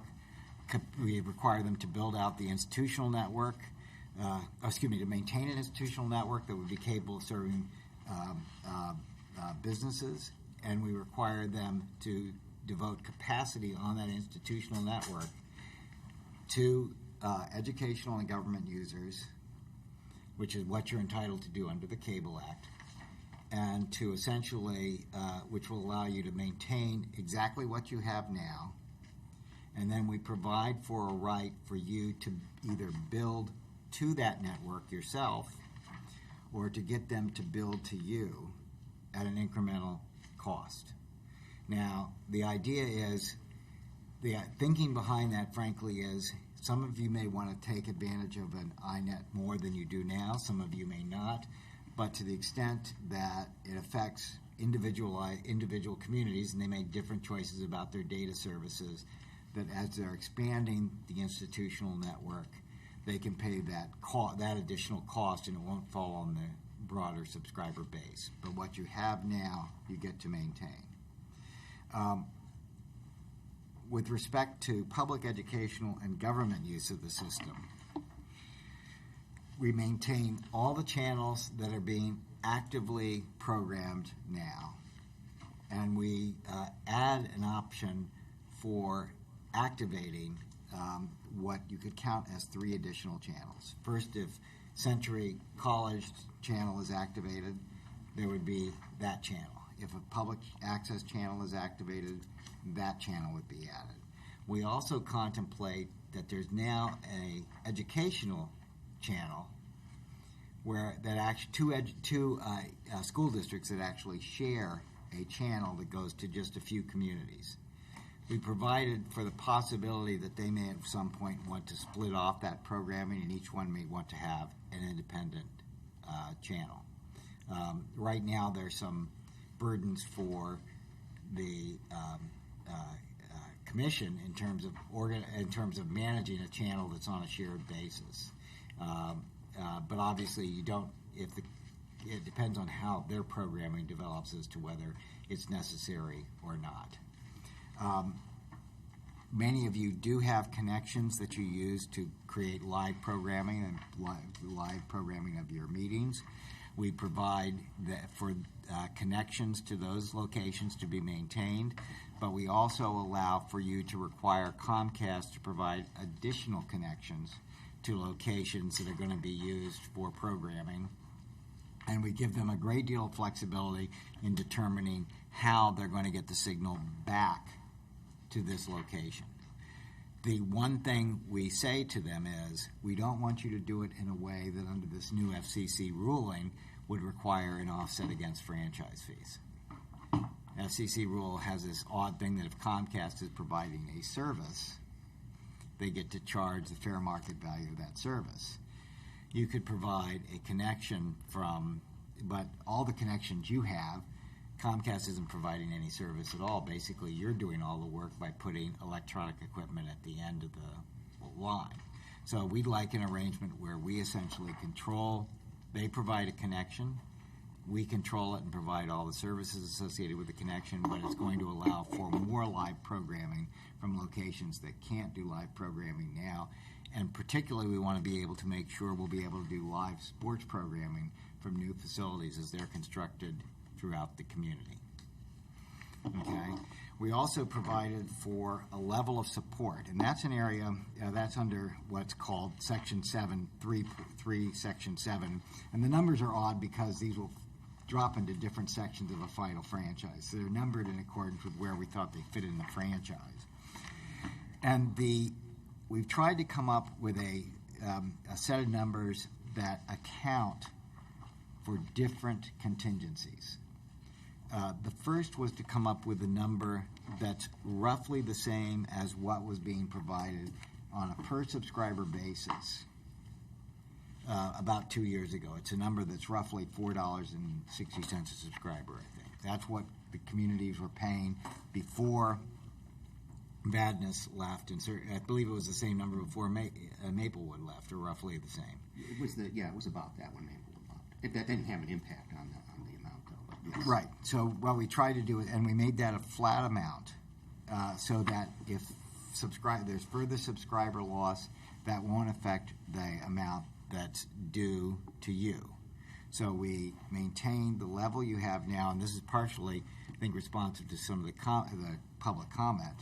We provide for that flat amount, but we allow you to reduce it if you think the burden is becoming too great on subscribers. And so we're actually providing for a little bit of immediate reduction in the total amount of PEG funding that's getting, but enough that it meets what CBG suggests is your capital requirement going forward in the future. Now, I should mention, this doesn't cover any operating cost. Currently, your operating costs are paid for by Comcast, but one of the effects of the FCC order and of longstanding federal law is if you put an operating cost requirement in the franchise, that's a deduction from the franchise fee. So rather than requiring operating cost in this document, what we have done is try to provide flexibility for you to find new sources of funding for your operations. So before, in this area, there's been pretty strict restrictions on how the PEG channels can be used. And while I think having non-commercial PEG channels is a great idea, it also may be the case that in the future you need to think of some commercial options for using these channels in order to raise money. So basically, what this franchise does is give you the right to use the channels in any way that's not prohibited by federal law. So that should give you maximum flexibility to raise funding outside of the traditional means of getting fees from Comcast. Okay? I should mention that one of the comments we did receive, there are two other contingencies. We provided for capital in the event that Century College comes on, some additional capital not anticipated would be needed. Also some if a public access channel came back on. But there's also a possibility that we will lose this location at some time over the next 10 years.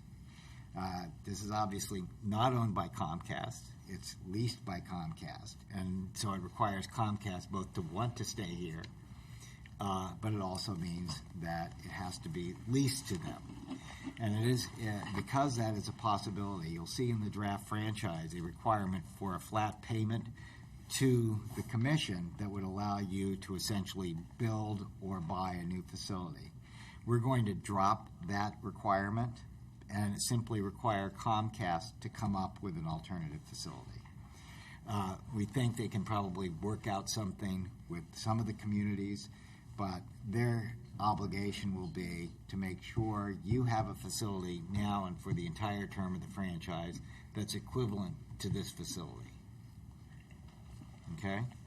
So that, I think, some of the central elements of the model for meeting the needs and interests.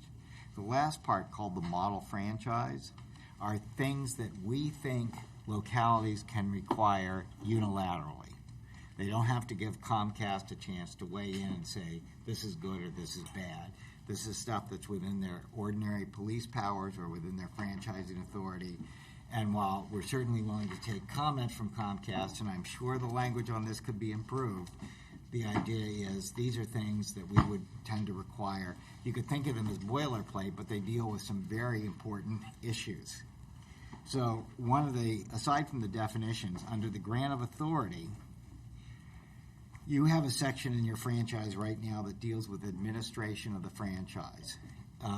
Thanks to Mike Bradley, we've tried to come up with some additional language that actually makes it clearer what happens when someone leaves without going into an enormous amount of detail, because that's largely controlled by the Joint Powers Agreement.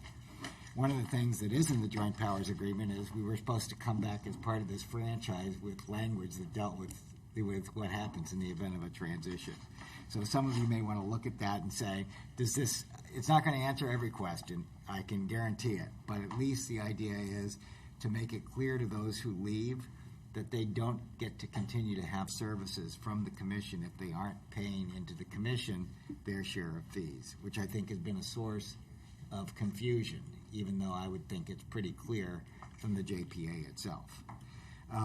But that idea is built into the administration of the section, and as in the old franchise, it provides for delegation to the commission and provides that the communities that in the event of someone drops out, this franchise will essentially transfer over to them and be most of the benefits will go out pro rata.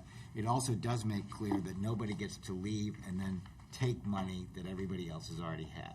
So we're not going to be, when you go forward, you get the benefits going forward. You don't get to take away from what folks have reserved in the past.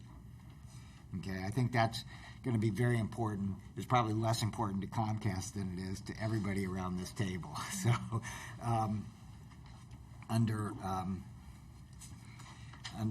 system operation and minimum conditions on use of the rights-of-way are pretty typical. They're really intended to make sure the system is operated safely, that it's able to operate 24/7. None of this should be startling to anyone. franchise fee proposal is for 5% of gross revenues. But what we're doing is shifting to allow you to get the maximum franchise fee that's permitted under federal law. Right now, some of you may not realize this, but the franchise fee definition you have in your franchise doesn't actually reach all the revenues it could. And I think you're missing somewhere between 10 and 20% of Comcast revenues that could be subject to the franchise fee. So that is something where we are going to try to close that gap, and that will also be a source that you can then use for helping support operations without having an impact on your general fund budgets. Under customer service, we've kept a lot of the customer service requirements that were in the franchise now, but we've also done two other things that I think are important. One is we do require them to have 2 offices within the boundaries of the member communities. Our thought would be it would make sense to have a customer service office in the south and one to the north, given the distance between this area and Roseville and the nearest. We also, Tim did a sort of visit to some of the offices to see how crowded they were. They are crowded, they're very active, they're take a number and sit down, and the idea would be let's improve the customer service by having some local offices here that people can use in this area to return equipment and do anything they want, okay?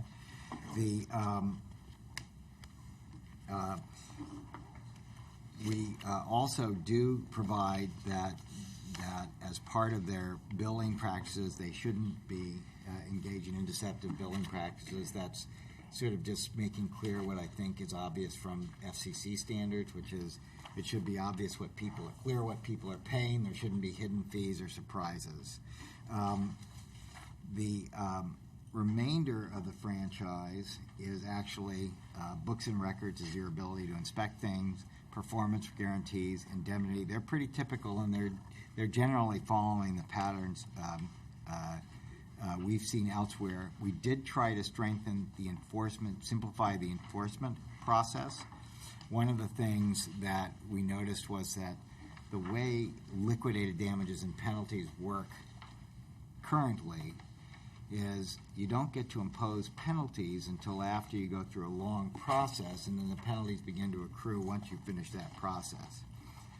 The problem is that if you're damaged because they aren't complying with the franchise, there's a whole period where nothing is accruing. The company is essentially getting a free ride. So this provides for damages to accrue just the way they would in an ordinary contract. You breach the contract, damages start from the day you breach the contract, not the day you finish investigating it. You will have the authority, and the communities will all have the authority to decide not to impose those damages if you think there's a good reason not to. But the idea is there's not going to be any benefit to the company from delaying things or not getting things resolved. So we think that'll move to a faster enforcement process. And the last item that probably deserves discussion before I hit a couple oddities is the protection of individual rights. We do build in privacy protections, and we authorize the community to adopt additional privacy protections consistent with going forward in the future. We didn't come up with very detailed privacy provisions, but there are actually some already baked into both state law and into the existing franchise, and we made sure to maintain those. And obviously, privacy is going to be a significant issue for subscribers going forward as these systems become more sophisticated in monitoring everything you do. So we wanted to make sure you had the right to step in and deal with abuses as they develop. I suspect, in fact, you probably won't need this provision, that it'll be dealt with at the state level or at the federal level, but it's an important enough issue that we did want to maintain it for the localities rather than sort of make it dependent on others. So that's the overall structure. As you go through, you may look at this and say, this doesn't do what he said it was going to do. I don't think this is quite what I'd like. That's the whole point of the comment period. If you think something's too unclear or you don't understand it, that's probably a good indication that it's too unclear and it should be changed. Like every other contract, you can write these things a thousand ways, but at the end of the day, you and the commission and your community should understand it and be able to say, this is the benefits we're getting from this agreement that maybe others aren't getting as a result of their agreements. So there are some oddities you will see as you go through, and that's references to cases where the company can argue that the requirement has to be treated as a franchise fee under the FCC rule that will go into effect on September 26th. And what the rule sort of contemplates that in those situations where there are requirements, the company will come and say, this is what we think the offset should be.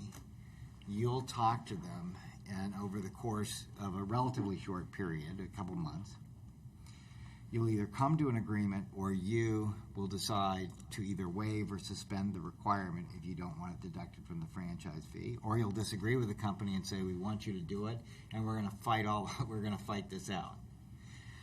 So there's several provisions here where we provide for that option of waiving things while there's a dispute. But we wanted to put the requirements in because if the FCC rule is overturned and they can't offset it, we don't want you to say we didn't include that because we were afraid to include it. There's also one area, which is courtesy services to schools and other public buildings, where we think that it's not obvious to us that this company, which is very good on this issue, I want to say, will actually take an offset. And Comcast has been very good, regardless of whether a franchise requires it or not, in delivering courtesy services to critical community institutions. And they may find that under this order they feel compelled with as a franchise requirement to take an offset, but it's also possible that Comcast will take the position, we're not doing this because of the requirement, we're doing it because we are a member of this community and we want to do it. So we include that requirement. We have a provision that deals with how the offset would work,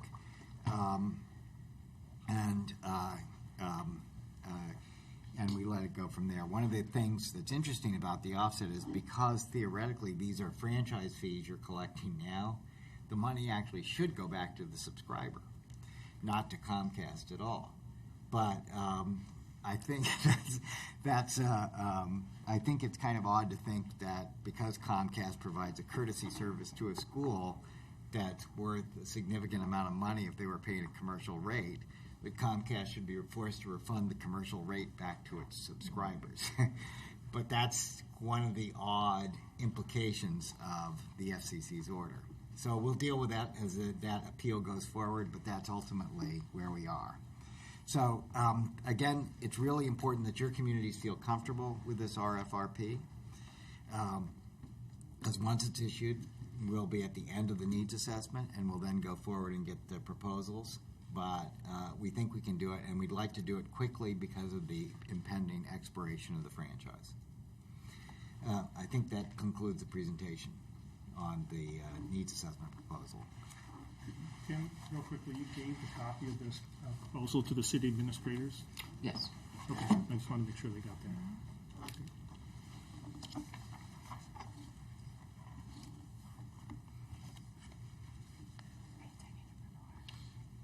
Sure. I think that brings us to number 4, which is just to highlight that there will need to be planning for preparing for the conduct of a formal proceeding, and the thought was to delegate that planning responsibility to the Legal and Policy Committee. Actually, whether we kind of use the Executive Committee as the delegated body or Legal and Policy, it doesn't make any difference to us, I don't think, at the staff level.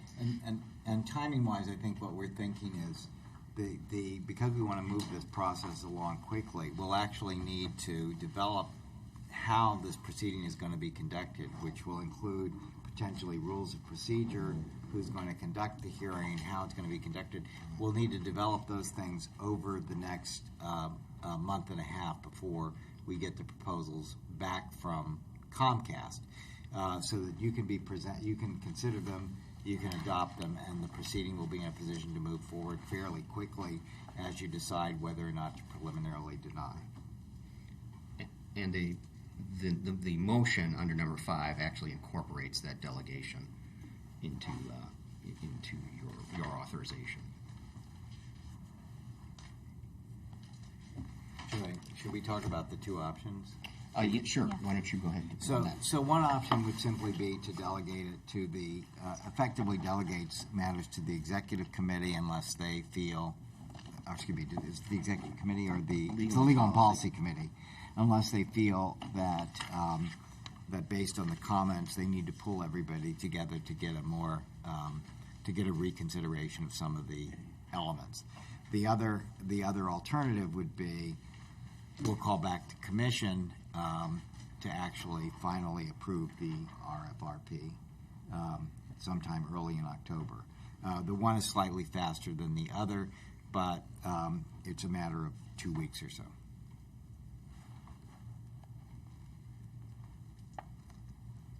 Okay.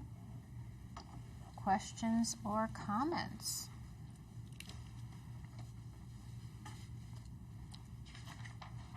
I guess we talked about this a great deal. Yes, we last did. night. Yes, we did. But I think I'm very comfortable with using the Legal and Policy Committee to go forward and review this. I think just common sense, if it gets too many changes, the whole commission needs to take a look at it. That's, I think, my stance is. So. Thank you. Any additional comments? Jim? Madam Chair, is there going to be a vote on this? If there is, myself, I'll abstain because I don't want any conflict of interest going forward the rest of the year with our franchise renewal. My city's already got a franchise supposedly, so that's my feeling, and let everybody know that that's what I would do. Got it. Thank you, Jim. Yes, to answer your point, one of these two motions we encourage you to, we recommend either one of the two. Ron? And it may not be relevant, but how does, this maybe to Mike, how does his abstention impact the voting weights? Well, it could. Good question. Because Jim has about 12 or 13 votes, and he's sitting out, so we still have to meet the 2/3 threshold, don't we, of weighted votes? We do. Are we able? Of votes. There's that weird language, though, about votes that were submitted. So you're abstaining. Yes. You're abstaining. You might want to I think I'm going to have to look at it. That's a good question. My suggestion is to take a shot at this. If Jim's the only one, then I don't think there's any issue come here. Up going forward You're right. as well No, for the rest of the year's business because and maybe we need to look at some sort of and I'll let Tim know. Good point. Yeah. Very fair. Okay, so we have the suggested motion and the alternative motion. The suggested utilizes the Legal and Policy Committee. The alternative talks about authorizing a special meeting of the full commission. I'll make the suggested motion. Okay. Do you want me to read it? It's written down here, so. I think we all have it, and we're all clear on what the suggested motion is. There's two Second. What's the first one? One is called suggested. Yes, the suggested, yes. And why don't, for the viewing audience. Okay. Ron, could you please read the motion? He offered. Receive comments on the proposed RFRP through September 19th, 2019.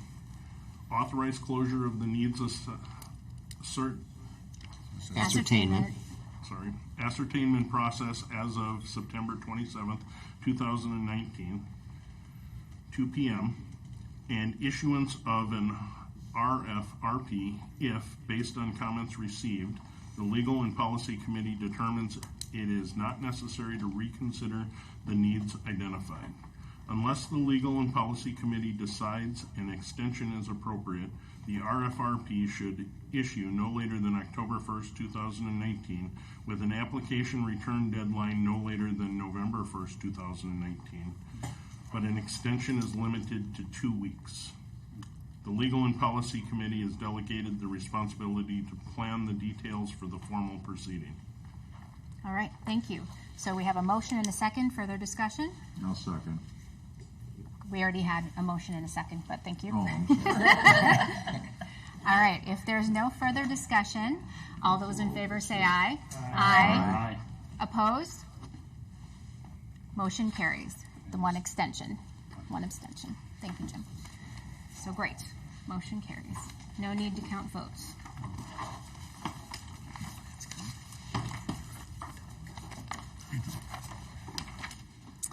All right. Next, under unfinished business, we have cure period for Comcast franchise violation. Tim. Yes, Madam Chair, Commission members, we mentioned just a little moment ago that the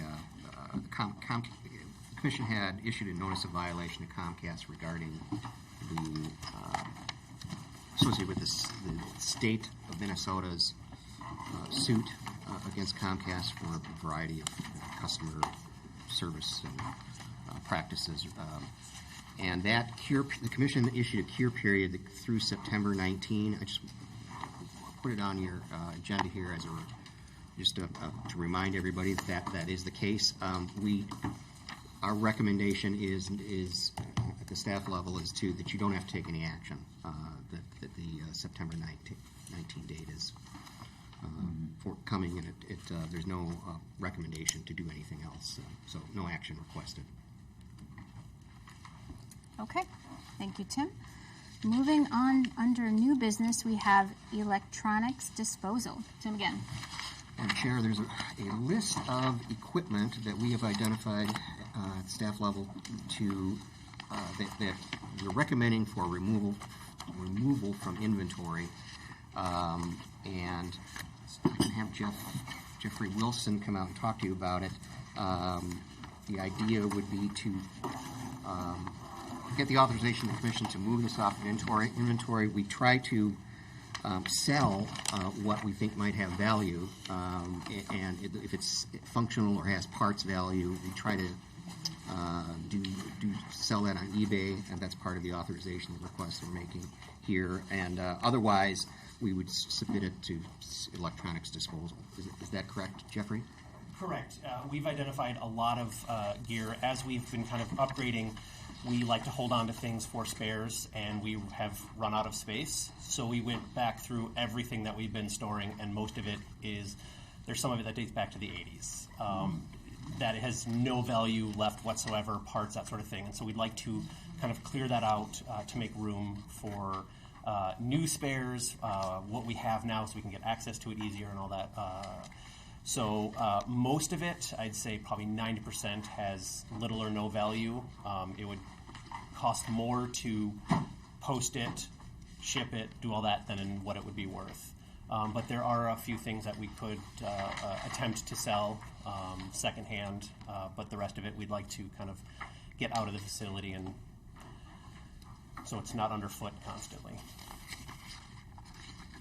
I'll say I thought it was extremely helpful to have the full listing of equipment and to see just how old some of that equipment was. Like you said, 87 was the oldest one. There was late 90s, but a lot of this stuff is nearly 20 years old. It's because the executive director is a hoarder. The truth comes out. I used to use that stuff back in the days. I don't think anything from the 1980s is that old. Right. Much appreciated. Thank you, Mayor Huber. So anyway, I'm in full support of this. Any additional questions or comments? Jeff? Just a couple of questions here. We've got some Apple, like a MacBook Pro 17, iPads, Mac Minis, Mac Pros. How is the accounting being handled, just so that the board as a whole is reassured that the accounting is being handled here, so that we have a list of what's going on eBay, what it's selling for, and then what we reaped from that, and then how that accounting is taking place? If you could just kind of tell us how you're planning that. Well, we have, when things are put up, well, first of all, it goes through, Cindy now is in control of that, our online interface to, I guess, eBay, right? Is that we have it set up with eBay, and so we can document the things that are being put up, make sure that's documented for our accounting system, so that the auditors have access to that. The funds are that received for items are go into an account at eBay, but then we transfer the funds to our bank, and that is all documentable and traceable to the specific to the items in question. And so we have all the controls we think we need that our auditor would want to be able to assure you that it's being transacted properly. You understand my concern here. We have a very large list of equipment here, and you're right, a lot of it is so vintage that you might sell it to an antique store maybe. But some of it looks like it still has some value, and just want to make sure that we're, whatever is being sold here is being properly documented and tracked. That's all. Yep. Additional questions or comments? If not, I would look for a motion. So moved. Okay, and I'll repeat, we have a motion and a second for removal of the recommended items from inventory as presented. All those in favor say aye. Aye. Opposed? Motion carries. Thank you. All right, then we will move on to other business, and this is a sad one. This one is the resignation of treasurer and consideration of electing replacement. And our treasurer since 2014 has been Jim Dustin, and he has been extremely dedicated and put in countless hours to making sure that our commission is financially sound. And I just wanted to say thank you for your efforts as a representative of Vadnais Heights. I certainly understand your resignation, but I just wanted to express my appreciation for all that you've done for the commission. Thank you very much. Thank you, Jim. Thank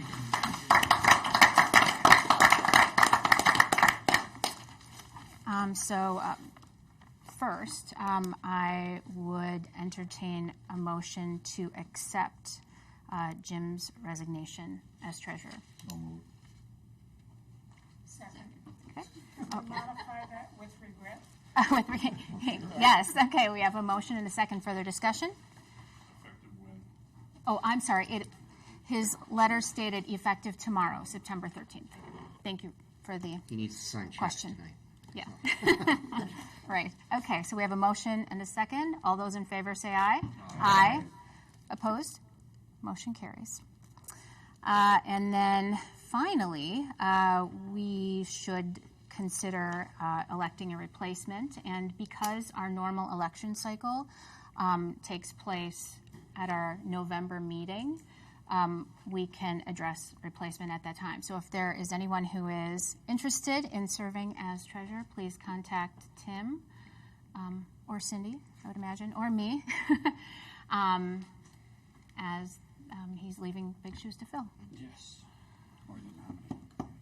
Or the nominating Yeah, committee. we normally would get, well, our legal and policy committee has sort of absorbed those duties, what we used to call the nominating committee. So that function would, in terms of finding a slate of officers for recommendation in November, would be the committee's, legal and policy committee's task. Right. And so I don't believe we need a motion at this point, but that's just So our just in the plan. meantime, Cindy, you will prepare the statements here for the. Yes. Okay. Yep. All right. Yeah, I can provide notice, in other words. Yes. Yeah. Okay. All right. Well, it's been a long meeting, guys. At this time, I'd look for a motion to adjourn. So moved. We have a motion and a second. All those in favor say aye. Aye. Opposed? Motion carries. Good night.